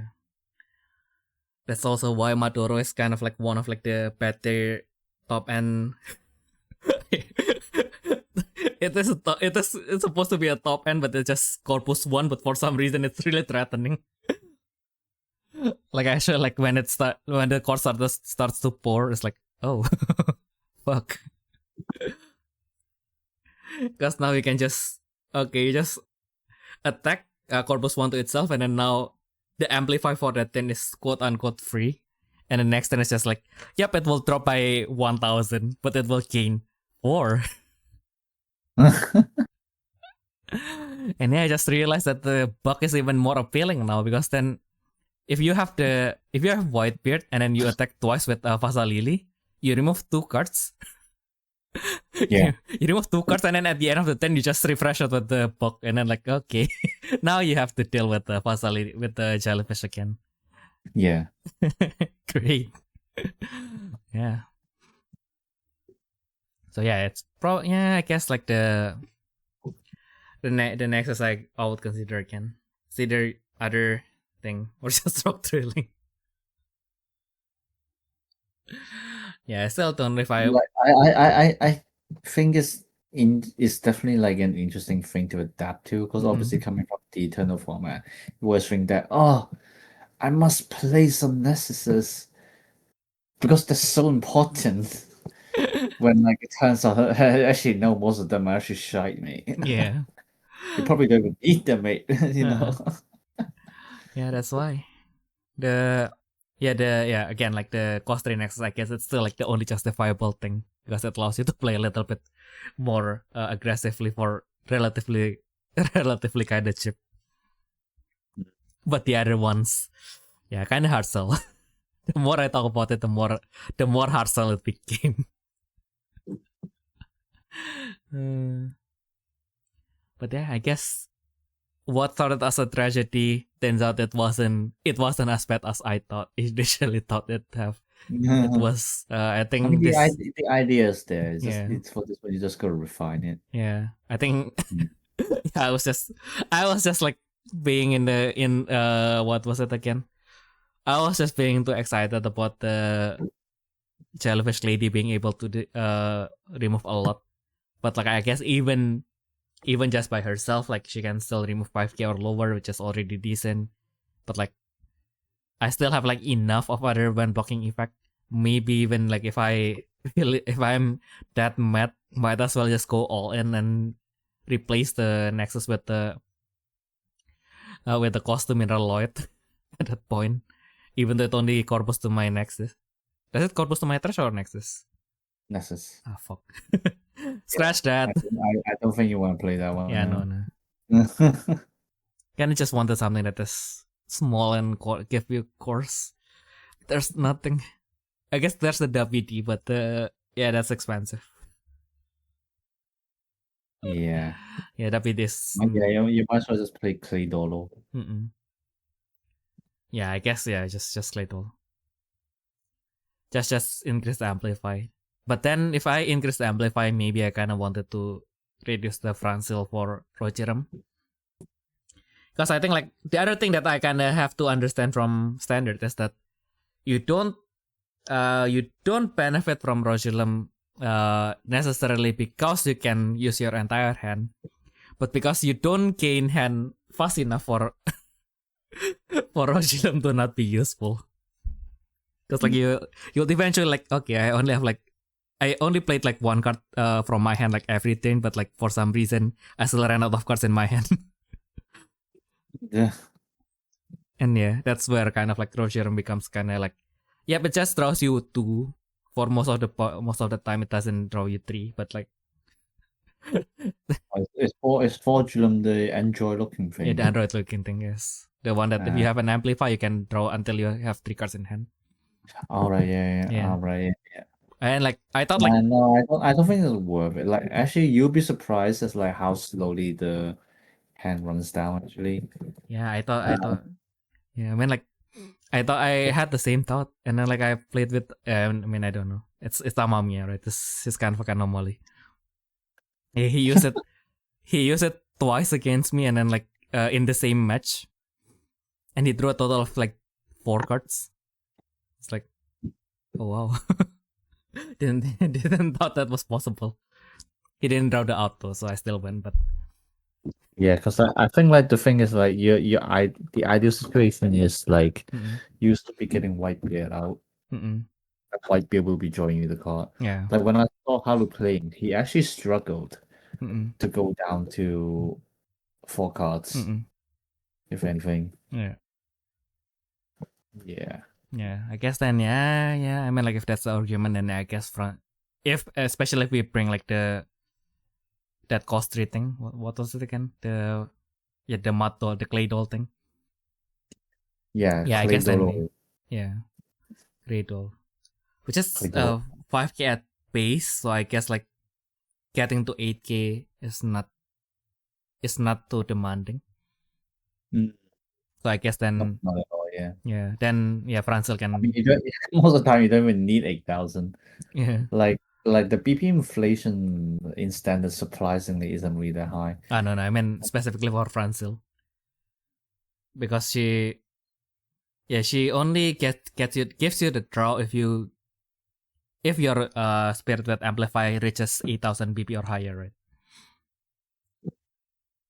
So like I see. yeah. So basically with just Francil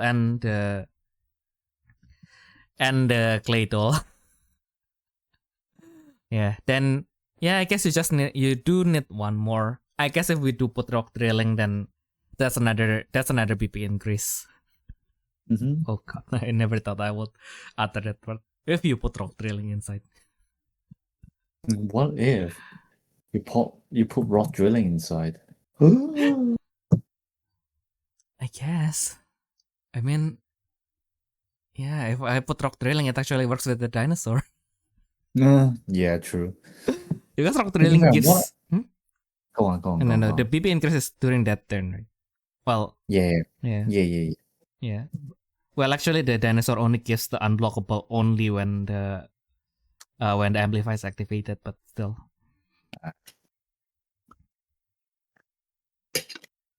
Well, you do the rock drilling first, then you do the amplify. Mm-mm. I mean, actually, no, there isn't even any order. Just like during this battle, can be blocked by BP equal less. Right? So you just do amplify and rock drilling. Those works. Yeah. Yeah. No, I mean like in the end, like if you wanted to combo it with Raspberry Pock, you still have to have rush out still. So I guess because like in the first battle it will be unblockable, and then on the second battle it cannot activate this amplify. I see what you mean. Yeah. So okay. So it's more into like now the beatdown is the beatdown has a little bit more of a leeway because you can do it either when you have rush out or when you have the papers tirano. Yeah, I think like with rush out existing, Pepper's Tirano is like kind of pointless there, not gonna lie. Because I also like what I realized from how Haru was playing is like you don't really need all of them to be unblockable. You just need one of them, really. Because I mean I suppose it depends on playstyle, because like what Haru does as well is like when there's like the chance to attack, he just smack.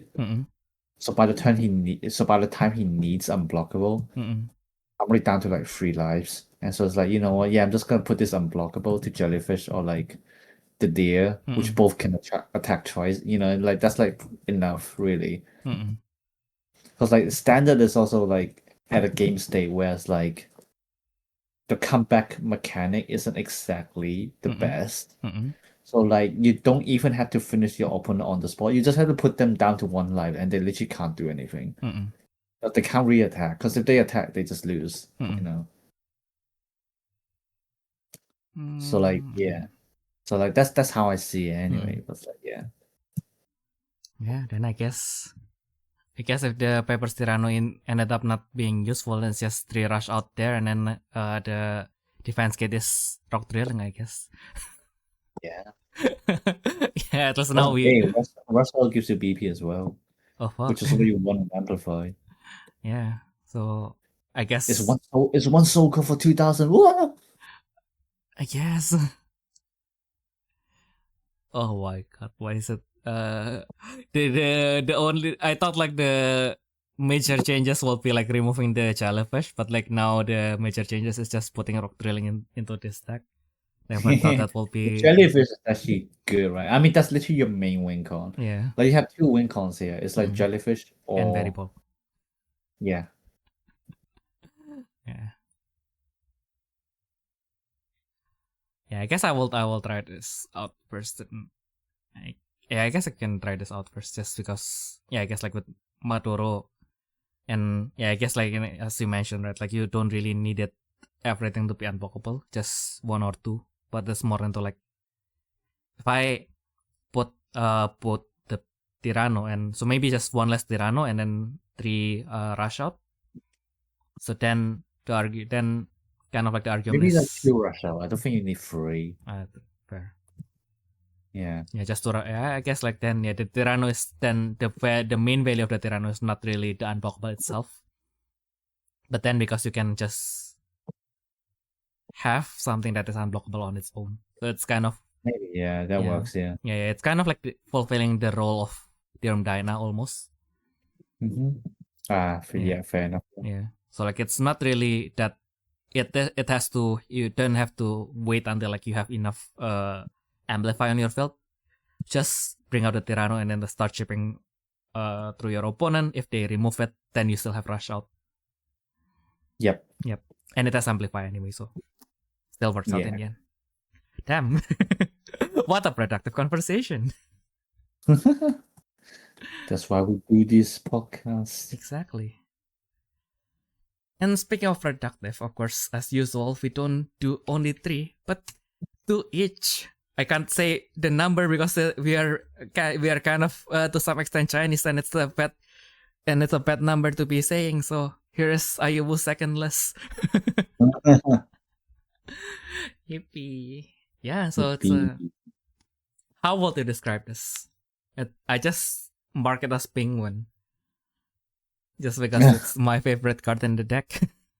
It's weird. Like I wasn't even playing it for the penguin, to be fair. I was playing it for the Fire Clan. It's just because like I was like to be fair, I think like set 4, set 2 in general, like it's like pretty weird. Like a lot of the cards, I wouldn't say they're lacking direction, but it's like you just can't really see exactly what they want you to do with them. And like Primeval, I mean we call them the Primeval Floodragon. Freaking long name. Yeah. But hey ho. I was like, how do you guys like came up with that from like 2 kanji? I was like, yeah, because like because it literally means old shark. Yeah.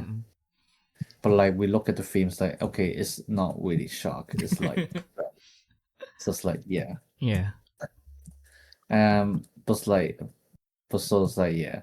But then it's like water dragon, so it's like flood dragon. Yep. But like yeah, so like this is like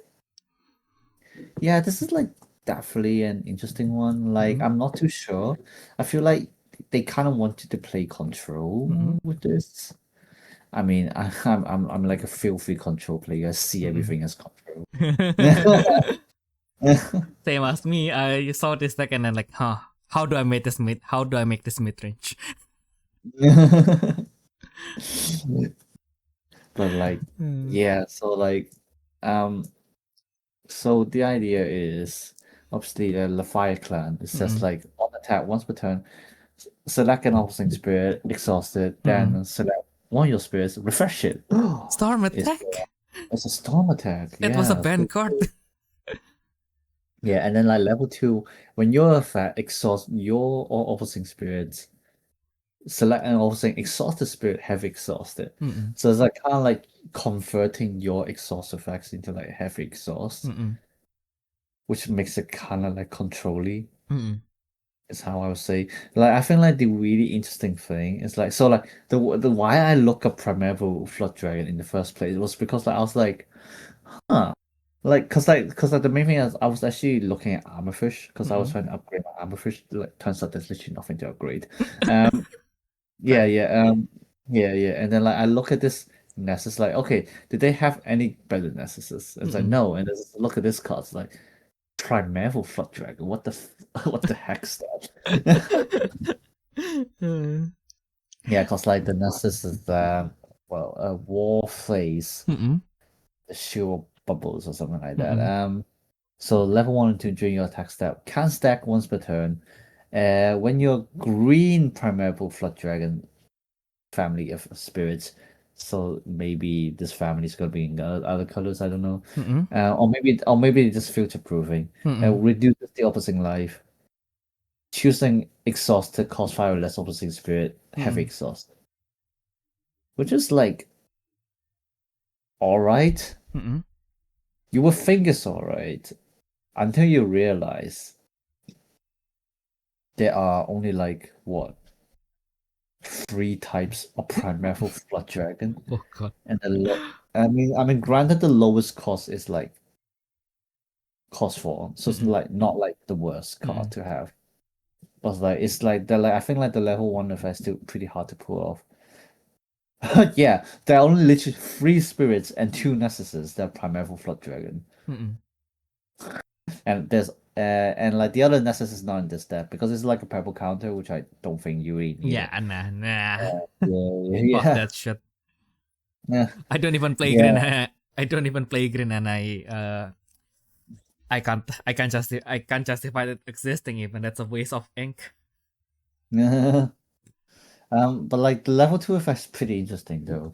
It's like during your turn once per turn, when your spirit effect exhausts your or opposing spirit, return a rapid ripper from your trash to hand. Oh, wow, it's specific. Is that Yeah, specific? So rapid ripper is like the magic card on the right of it. Yep. Which is also a soul magic, which makes it a lot better as well. But like it's basically the opponent chooses one of the refresh spirits and exhaust it. Which is like pretty decent for like anti-aggro. The fact that you can recycle it as well. So actually, you know the way to do this, right? Like the way it is during your turn, you use Rapid Ripper and then you recycle the same one. I don't know when the spirit effect. I'm dumb. Never mind. But like I mean you have enough space to do that, so it's fine. Yep. So the concept is still the same, but it's not as straightforward. It's not as straightforward, but like I mean that's just the point of the Nessus. So it's like might as well. It's like it's like a good anti-aggro tactic. So it's like not too shabby. Yeah. So you use it, and then during your turn you exhaust something. You get 1 damage in, and then you get Speed Reaper back. Yeah. So like obviously this deck doesn't redraw. So I just decided to put 3 ham modes in there. And then 3 tentacle attack normal. Yep. See. Yep. Yeah, and then let's go back to the lower end first. Then so like the cost 3s are pretty obvious. It's literally just core boost. Yeah. Why wouldn't you want that? Yeah, no, exactly. Yeah, just core boost. The crab Alufrost is actually pretty interesting. Like I think like because like this deck is leaning towards control. You want a lot of cards that can actually control, and this is like one of the good ones because like on summon you can target a cost 3 or less exhausted opposing spirit, return it to the bottom. Oh. Yeah, so it's like literally another anti-aggro card. And a level 2 on attack plus 2k. So when you attack with a level 2 is 7k. And it has an EX symbol. Oh. Pretty decent. Yeah. And then we got the other Primeval Floodragon, which is Galileo. Yeah, I Galileo. literally don't know where they got these names from. It's like a good defense card in general because it's like high speed, but it's only during the opposite turn. Yep. On summon, again, it's kind of like an anti-aggro control card kind of thing. To target an opposing exhausted cost 4 or less spirit and then heavy exhausted. Obviously, you don't have to wait for them to attack as well, because again, you got Rapid Ripper. You know, so it's like you can use that first, see what the opponent exhausts, and then you have it exhausted. You know, that also works. And then we have Polar Fox, which is a really good card, I think. During the opposing attacks, when the opposing spirit attacks, the opponent choose one of the refreshed cost 3 or less spirit and then exhaust it. Again, anti-aggro, literally. Yeah. But like the best part is like you can go second, pay 4, put the soul on it. It's now 7k. Yeah, that's So like even if the opponents can get past it, well, they now have to exhaust the spirit as well. Yep. You know, so it's like I just think it's like a really good starting card. Yeah, I think. Yeah, like with all these choices, I mean, you can go first or go second, and you're still fine. Mm-mm. Kind of thing. Yeah. What were you going to say? And I feel like green like has some very very nice like the crocodile for that crocodile for what was it again? Current. Yeah, that one is also decent. Like the stats. So like basically, basically like either you play this Green or surprisingly has pretty good stats actually. Yeah. Yeah. So like And green in then, general just get like good, surprisingly get very good like go second card. Yeah. Yeah. And then and then we got like kind of like the last Primeval Floodragon card. Yep. Laxma Ulus, Mm-mm. which just has some very interesting effect because it recycled itself. Mm-mm. So it's like during your turn, can stack when your effect have exhaust and offering spirit, and you control a Primeval Floodragon spirit or Nessus. Mm-mm. You can return this card from your chest to hand, Mm-mm. which is interesting. Mm-mm. It gives you like a consistent attacker / blocker. Mm-mm. It's not too bad. Like I just put it because it's like literally one of the 3 Primeval Floodragons. We need more. Yes. So I was like, yeah. And it's level 2 effects on pretty decent as well. On attack, the opponent chooses one of the Refresh Spirit exhausted. So technically, also if you have 2 copies, it means you can loop between those two, basically. I think kind of, because like, you can exhaust it and then I don't know. I mean, like I suppose it's not that easy. You have other ways to do it, but like it works. And obviously, and then we have the penguin. A plan. Yeah. I mean, it's just like, how do I say it? It's just because like it's basically another control card, especially the level 2. I mean, the level 2 isn't really control because during your turn, but it's like, the most important part is that it card boost, basically. Like it's one card. It's a card on its own that you can call boost. Like granted, you need another spirit because they only activate in flash timing. It's like, oh no, wait. That's during your turn, so you can activate during your main step. Yo, yeah, because so you can literally, yeah. So the card itself can literally just call boost. Yeah, it's basically Alex. yeah, like every turn tap call boost. Oh yeah. No, it's decent. Yeah, because you don't even have to have a target. You just have to have something to exhaust on your side to fulfill the condition. Yeah. Yeah, fair enough. Yeah. Yeah. But like obviously only 2 copies because it's like 5 -3. You don't really need that many. Yeah. And then you got Madia Princess. It's literally just for the on summon call boost. Yep. like I had like 1 slot left, which like I decided to put like a Clyde as like the 1 slot, but like if you want, it can be like any oceanic green, just to make the parent a little bit useful, I guess. But like yeah, she's mainly there for the call boost. You know, again, 1 soul call for 7,000, pretty decent stat. You know, it's just like a decent card to play with in general.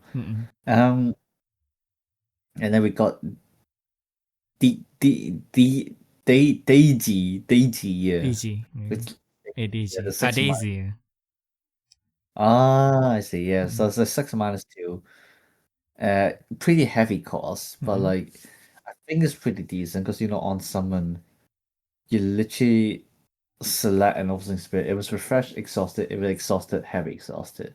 So you have the choice there, and then like you got the most important one, level 2 during your end step. If the opposite had 1 or less refresh spirits, the opponents had to choose an exhausted spirit that's not heavy exhausted and then heavy exhausted. So just some more control cards basically. It's like fair enough. And then like we got Clyde, which I think like it's a slot where it's like it can be something else, I guess. Yeah. So okay, I guess like if I were you, I would probably just to keep on the theming of like the Leviathan, maybe the cost 8 dragon, the cost 8 snake. That yeah, but that guy needs a current. Never mind. I mean, you got Mimadius, but it's not the worst. But it's like it's too conditional. It's too conditional. I mean, as a matter of fact, like I don't think it's that bad because obviously she gives core boost. One of the few costs to use your EX symbols. Like a reason to use the EX symbols. But like it's also like one of the important things is that it can on summon exhausted spirit. I mean, granted, Daisy can do that. Yeah. But technically, Clyde is cheaper. Because even though it's minimum 3 cost, and then you can use Legacy as well, so it's actually easier to use Clyde than Daisy. Yep. Yeah. So like obviously, and if you can exhaust something, it triggers all kinds of other effects. So it's like, so yeah, so I think like Clyde is like just fine with 1 copy in there. Again, it's more because I don't know what else to put in, but I think like she can be a decent choice in general. Yeah, and then we talk about that's really it. Oh wait, there's still like the squid right there, the ominous squid, Selomore. I would say this is actually one of the major cards. So like the ornament is kind of like whatever. Again, I mean this deck plays were exhausting, so it's like it's just pretty decent in general. Another reason to use Legacy. I guess so, yeah. Yeah. Because like, I mean, the way you think about it as well, it's like it can on summon potential exhaust free, which is quite a lot. But I think fair enough. But also like the level 2 is like just like hand refresh, which I think is pretty decent. Like because like with this deck, I feel like you'll run out of resources pretty easily. Well. So like you kind of want like a card kind of make into end game where it can kind of help you to sustain your hand a bit more. And then like the thing is like technically you would not ever run out of your hand as well because you got you can recycle your Rapid Ripper. So the worst case scenario, just leave the Rapid Ripper in your hand. Hit life, discard it, draw free, exhaust something else, take the Rapid Ripper back to hand. So it's like like that's kind of like the concept. It's kind of like the tempo / control kind of green deck, which I think could be pretty interesting. I kind of like the idea. Yeah. In essence, you do focus more on exhausting, then it will be a little bit slower, but like it can go a little bit farther than Armored Fish for sure. Oh yeah, no, definitely, yeah. Like Armored Fish is literally you try to bet if you can win this turn, if not you just lose kind of thing, yeah. Yeah, I guess that's also why like even the Armored Fish, the pro players when they play Armored Fish, they also like employ Clyde. Yeah. Because like you don't really like she doesn't get the benefit from like your other fishes, but like just by the virtue of like, yep, you summon her, you exhaust 1, you don't use your soul core yet, so you still have like your soul core ready for the tentacle attack. And also it's more into like, okay, like you have 4 tentacle attack, you have 4 vortex sweep. So you have 3 vortex sweep, you have 3 tentacle attack, and you still have like 2 to 3 Clyde. So like you do have like a lot of cards that can ensure that your opponent is going to have, and if your opponent will need like a lot of blocker to hold down your fishes. Yeah. I think like kind of like the fundamental reason of playing Clyde in these two decks are like different. Like in Armored Fish is more like kind of like it's basically kind of a similar concept to Rush Out in white. it's kind of like there to like help you with the final blow to make sure there's no blockers left. I think in Primeval Floodragon, it's more like it helps you to more freely enable other effects because it's like because it's on summon, it means like you do it during your main step. You can do the stuff during your main step instead of just like limited to attack step.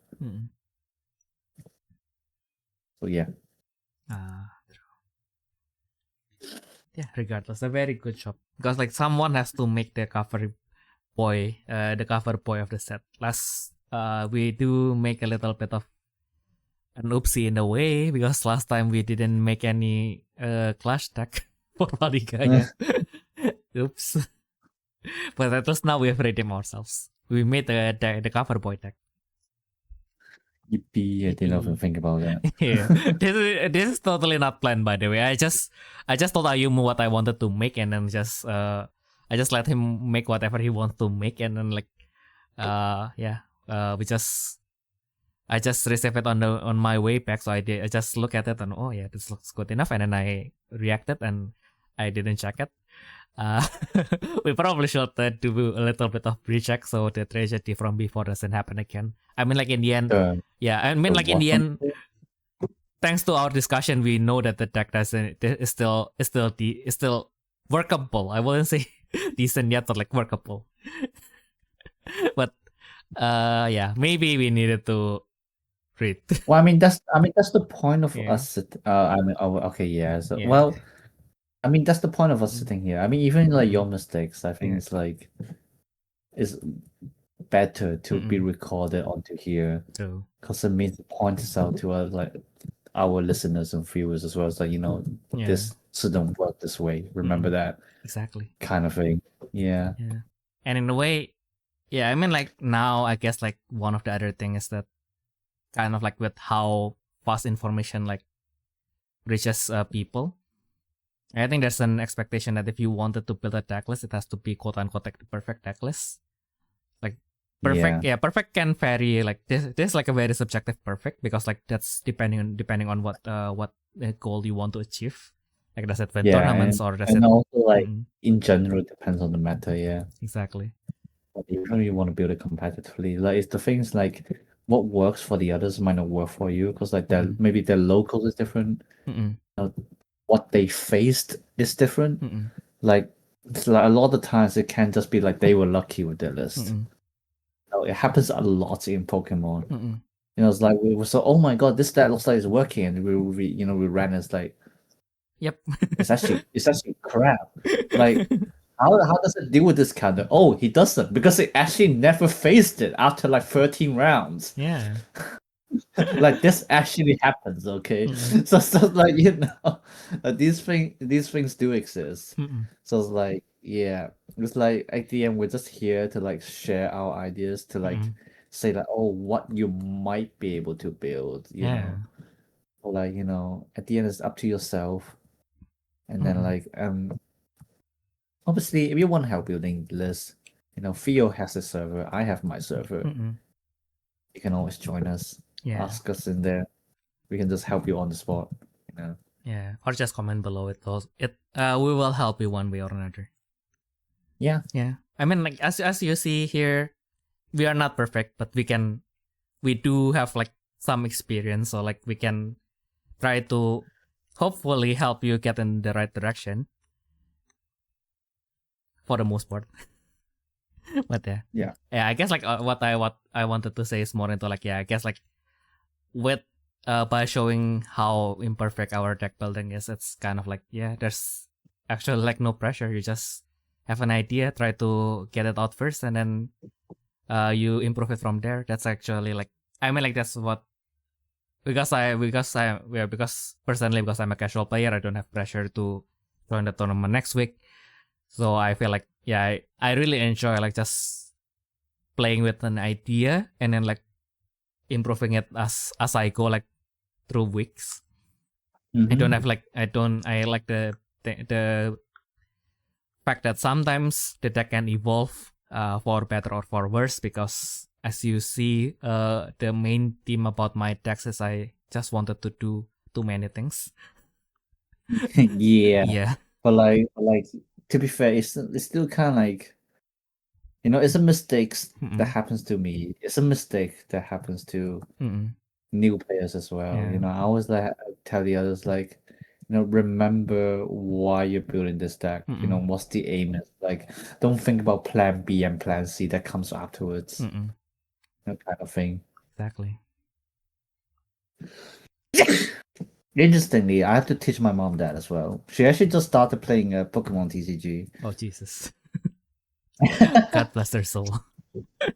Yeah. Yeah, we were playing some games today, and it's pretty funny watching her play. Oh damn. And I just do some very flashy things, and she goes, "Wow!" I was like, "Yeah, you can do that, yeah." Yeah, thank goodness. Well, I mean, like my dad influenced me to play a lot of games. Most of them are like just match 3 puzzles and Spider Solitaire, but yeah, hopefully it wouldn't go the other way. Will be interesting to see to say the very least. If I have to teach him how to play Yu-Gi-Oh. No, that's me. way too hard. Yeah, let's not go The there. thing is, like, here's something like that's actually really surprised me. So, my mom does not know the concept of conceding. Like, she was like, "Why did my opponents just leave the game?" And I was like, "It's literally because they don't feel like they can win, or like, they just feel like there's no point to keep playing the game. That's conceding." Yeah. And he's just, oh. Oh. Yeah, I guess also because like in a best of one, it's like, yeah, I mean like it's just quit. I mean like, yeah, I guess like in a way it does still have value in a way that you do. I mean like you do have like limited time to play a game in each day, so like, yeah, why bother like staying here if you are not going to win, right? I think it's interesting, like the what it is like it's what we think is common sense in TCG actually turns out to be like not so common sense. Even like even if you just compare it with like other kinds of games, like cause like when it comes to video games and stuff like that, like obviously you have the idea of giving up, but it's not exactly conceding. Yeah. Especially since like a lot of games, like the thing is that it relies on there's like a lot of luck factor in it. So a lot of the times what you'll be thinking is that, oh, if I ever lose my health, yeah, I'll just like restart then. Cause like there's still a chance of winning, or maybe like there's nothing to lose. So like you might as well like keep playing stuff like that. Yeah. Like whereas like when it comes to TCG, the thing is that because it's a strategy game, you will see when you're literally unable to win. Yeah, and then like so like you'll be like, and then obviously like that you can argue like there's still like the idea of like, well, I mean I'm not losing anything, especially if it's like online casual games. I might as well keep playing. But like because like a lot of us are used to even like going to locals where there's like a time limit, we still learned the habit of conceding to save time. Yeah. Which is like especially if an you play interesting Bushiroad game. Yeah, which is like a really interesting idea to think about. Yeah. I did not realize that. So thanks, Mom. Yeah. Just like I mean like, yeah, now that you mentioned that, I mean like I think I told you this story before, but like I do have like that one meeting with the guy from like the board game community, and then he was like, the concept that he cannot fathom is the why do we play trading card game in the first place, because like in the board game community there's this thing called the living card game, which is gameplay wise can be pretty similar to what we are playing, but the main difference is that with living card game you buy a starter set and then you buy expansion sets, like everything is basically like guaranteed. So he cannot. Yeah. So the thing that he cannot understand is like why, why do you? One is like why do you buy like random packs? Second is like if the random factor is like the one that is like the main appeal, like why do you guys ended up buying singles anyway? Cause like I mean it's more like I mean his question is valid. Yeah. But like I suppose like if you're like an outsider, it's hard to see that like it's not exactly that we like gambling, it's that we're kind of forced to do that. Yeah. And like it's more like part of what business do with TCG instead of like what we want to do with it. Mm-mm. You know, like I mean, of course, if it's like guaranteed, we want it to be guaranteed, but it's like we can't.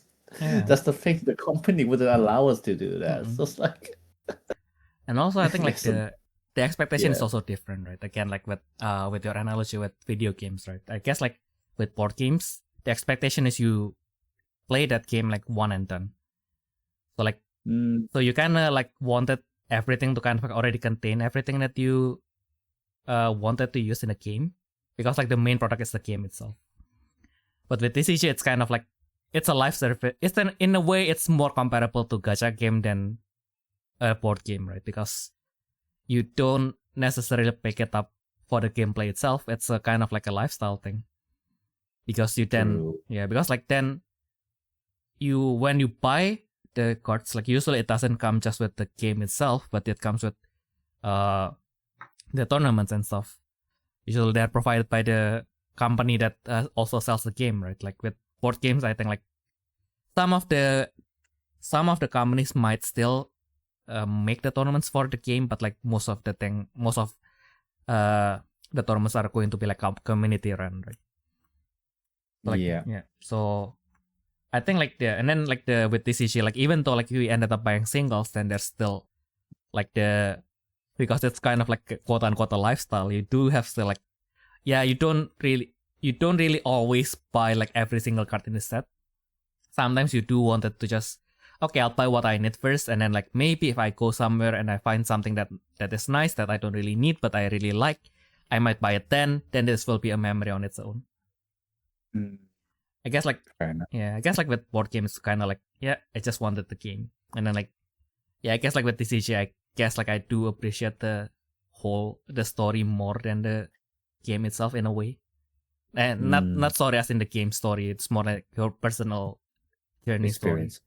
Yeah, just why like I think like if that's kind of harder to justify playing TCG these days, because like everything feels like you buy the game and then like suddenly you get everything in a way, like everything is just ended. So like, and like now, especially with TCG that is not Pokemon, most of the new players are going to be adults, right? Like you don't really have a chance to go out there and like experience things. That's just the sad part of being adult. Like you do have like money to afford the product, but not really the time to experience the things. Yeah. So I guess that's also like, then I guess I can kind of understand his perspective into like, maybe like especially if you have kids and you maybe can only play this like once a month, then getting the game ready is more important than like having all this side bells that TCG has, right? Yeah, it's really funny as well. Like my mom like told me, now I understand why you take so much time building the deck. It's like, exactly. And I guess like that's also like the charm, right? Like because I mean like it's not going to be all winners. Sometimes we do build chunk just for the fun of the game. But I guess like with especially with older TCG, then you get these chances to build the chunks that maybe other people wouldn't be able to experience, because I just found this random card when I was like going to this random shop in Thailand one day. And I mean like it's not strong, but I really like how it looks, and it does funny thing in the context of when it was released. So why not? Because one of my current favorite YouTube Battle Spares YouTuber, like he really likes to make the Gaudi Trooper deck, which is basically just which is basically just what was it again? Green good stuff in a way, but like the boss is just the Chow Chow Phoenix. Oh my god. I was like, I mean, like, I can appreciate the love in this that he poured into making this. Have you seen that YouTuber where it's like he basically take requests from his viewers with like just some really shitty cards and then just like have him to like build a list, build like an updated list to play with it. Yeah. It's really funny as well. Like someone literally gave him like basically like a pseudo vanilla card and he somehow made it work. Yeah. Although like I do remember one where he was like, nah, I can't. Like if this card is vanilla, it will have more utility than what it has right now. It's actually it's actually like not workable because it's not a vanilla. Damn, that's a burn. Yeah. Yeah, I guess it's surprisingly with Battle Spirits, you do have like some cards that some nexuses that if you have a vanilla spirit, you do this, and then if you have very specific combo with it, it can be game ending. Yeah. Yeah. I think something about like so one of the nexuses, if you summon something with Crush, with Crush, then you can mill one. Yeah, mill and then one. mill one or mill two, something like that. And then and then you play all the vanilla zombies and you play Gigasha, which on summon recycles because like with this effect you can technically summon it like full reduction. Zero cost was like 1 cost or 2 cost, I can't remember. And then you can recycle up to a total of 13 cost, I think. Which is 13 times 0 is still 0, by the way. Oh yeah. You can summon with 0 cost. Yeah. Like while there are 5 or more zombie farming spirit cards in your trash, this spirit card in your hand becomes cost free. So what you do is you basically have 2 copies of Gigasha and a vanilla zombie. And you play the magic where all your vanilla spirits get crushed. Yes. So summon the spirit, it gets vanilla. So the nexus says, "Oh, it's a spirit with vanilla. Well, it's a spirit with crush being summoned." Mill 2, deplete it. Summon Gigasha, take it back. Do it again. Yep. Deplete both of them. Summon second Gigasha, take it back. It was actually a meta deck back then. Exactly. Yeah. Yeah, I still remember it being shown in like the Cartoon Network thing. It's like you're showing this to kids. You're teaching kids to play this cancerous shit. What the fuck? No wonder we have things like the Yamato Takeru Castle Golem now. All of that stems from that one Cartoon Network segment. Honestly, I did not even think that would work. It's like I just love how like the concept behind it's just like someone just go, I really want to play Castle Golem, but all my nexuses really get removed really easily. How do I have a nexus that cannot be removed? Yamato Takeru. Yay! It's a Grand Walker Nexus. It also means I have more defense cards and more filtered as well. And I don't need to ditch my cards because they return to the bottom instead. Exactly. Jesus Christ. Oh my god. What a year we are living in right now. It's so funny. Yeah. But yeah. As we have talked about again and again, Standard is getting more interesting finally. Well, not finally, it's getting more interesting. Period. Yeah. Yeah. Like I was going to say, like set 2's like did I mention this already? Yeah, set 2's like weird because like you don't really see the direction of what they want to what they want you to do. It's like for example, Soldier Red was like, oh yeah, on attack you can minus 4K. I was like, okay, now what? Yeah. Well, you have to do it with 2 or more attacks. So it's, we kind of ask you to attack with 2 times or more. It's like okay, now what? Good question. We will get there. I think like with I guess like it's still true to fashion. Like even in Eternal, I think like set 2 is like usually the most awkward one. And like ended up like the thing I wouldn't say it's awkward in that like no cards are usable. It's just like awkward in that like the direction are not clear. Oh yeah. Like literally instructions unclear. Yeah. Yeah, and man, then like yeah. it's really up to like what the players can think, Mm-mm. you know, to play with, you know. True. Yeah, no, I mean, like, I think, like, I mean, like, I was talking from more into, like, the, from the admin era, but, like, I feel like the set 2 is usually, like, in a way, like, the weakest set, because they kind of they are kind of, like, setting up for set 3, but, like, they are still trying to support set 1, while trying to do their own thing. And I mean, but like, which is fine, because Mm-mm. like 7 was kind of like the same as well. Mm-mm. It's like, if anything, it's because it's trying to stretch too thin, is how I would say it. Mm-mm. Like, some of them would work. For example, Silent Tree, you know, Mm-mm. like, okay, one of them is about Rumble, one about is about transformation. You know, like, fair enough. You know, that Mm-mm. actually works because like the archetype is distinctive enough. Mm-mm. Like, so like Leucomyst technically is one as well. Like, you can choose to play Amplify, or you can choose to just like focus on wind blocks effects, Mm-mm. or you can have a mix of both.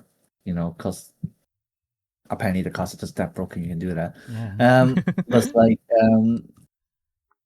but like they are very clear in what you want to do. Mm-mm. But I suppose like a lot of the other decks, like like the problem came from that like their original archetype was already a bit like wonky.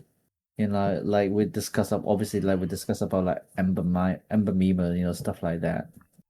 You know, which is like we know what it wants to do, but it just doesn't do that well.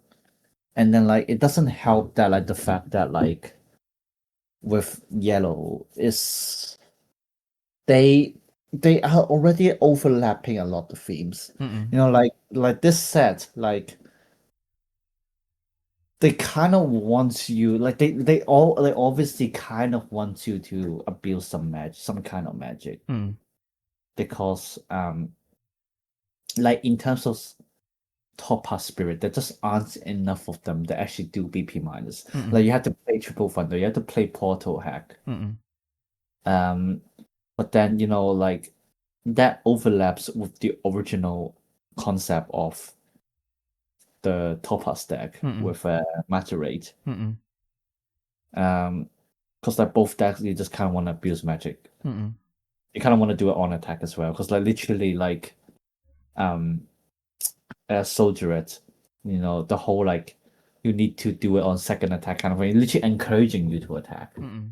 You know, like so like both decks are kind of doing that. But then if you do a say like focus on BP minus, well Thunder Dragon's already doing that. Mm-mm. So which one do you want to play? You know, that kind of thing.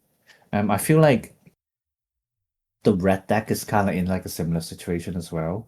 It's like in the first place, like Windfang and the Clash deck, which is Red Cloud, are already kind of like iffy with each other. Like because like the fact is that like I mean to be fair, it's still pretty clear. Like Red Cloud, like you focus on Clash. Windfang is more like destruction. It's just straight up baby destruction. But then like obviously the problem is like with set 1, they're already mixing up kind of each other because like they can't need each other. I mean, you can't just clash, you need some BP destruction. On the other hand, you can't just BP destruction, you need some clash. Because like sometimes BP destruction doesn't reach that range. Yep. Like you need to attack with you need to smack into something to get rid of it. But then set 2 comes in. Because I built a red deck today as well, so I was actually looking at the red cards. And I was like, what am I supposed to do with all the BP plus? It's like it's a nice concept, but like what do I do with them? Good question. Yo, look, I got 10k BP. Yeah, take life. Yeah. Yeah, because I took life. Yeah, Flame Hurricane, destroy 10k or less. Now, where's your BP plus? Damn. Good question. you know what's even worse, right? It's like this new archetype, like they don't really have like a decent way to draw or to add cost to hand in general. Like, so it's like you know, like I have some friends who just like kept talking about like how like what do you call it? Like the Red Cloud X Rare in this set just basically got shafted really hard. You know, like because like, you got all the other cards, like even like the Curse Doll in yellow, the cost 5/1, and Marino. 5-3, and it gives you more value. That whatever the heck that Green Rose is trying to give you, right? I mean, like, you know, literally today, like I only play like what 6 Nessuses in my deck, and maybe like 6 Magic. So it's like 12 costs in total. That's not spirits. I used her effect like what 5 times. I didn't hit 3 of them. Jesus. Why are you only opening 1 card? Like that part I don't understand. Like, you know, like the conditions is like really harsh as well. You need to be 10k or more. You need to be reducing their life as well. And then it's once per turn. It has to be a level 2, which you need 3 cores. And it doesn't even have a decent BP. It only has 5,000. And it's 5-2. What do you want me to do with this? I guess you have to ask You know that what? question You know to what's your left even hand. you know what's even worse? It's like, for example, you know, like the penguin, right? Yep. Like it can kind of support itself. You know, you summon it, you put it at level 2, you exhaust it, you get a call. Jean can't even do that herself. You give her like she has the other effect, and start your attack step. Choose one of your respirates, it gets 3,000. That's maximum 5,000, so it only gets to 8,000 at most. Thanks. That's it. Oh well. But you know what? At least Ayumu is asking the right questions. So if you have your own questions, even if it's not the right question, it's okay. You can always send out your questions, comments, or requests to our email at therefreshsteppodcast@gmail.com. So yeah. Well, I try to calm Ayumu before he crashes out even further. Yeah, it's okay, Ayumu. Everything is going to be fine. So I guess that has been everything that we can share for this week. We hope that you guys have a nice week going forward. And we'll see you all in the next thing. Bye bye. Yeah, I have a lummy pen. Where's the turn of recording button?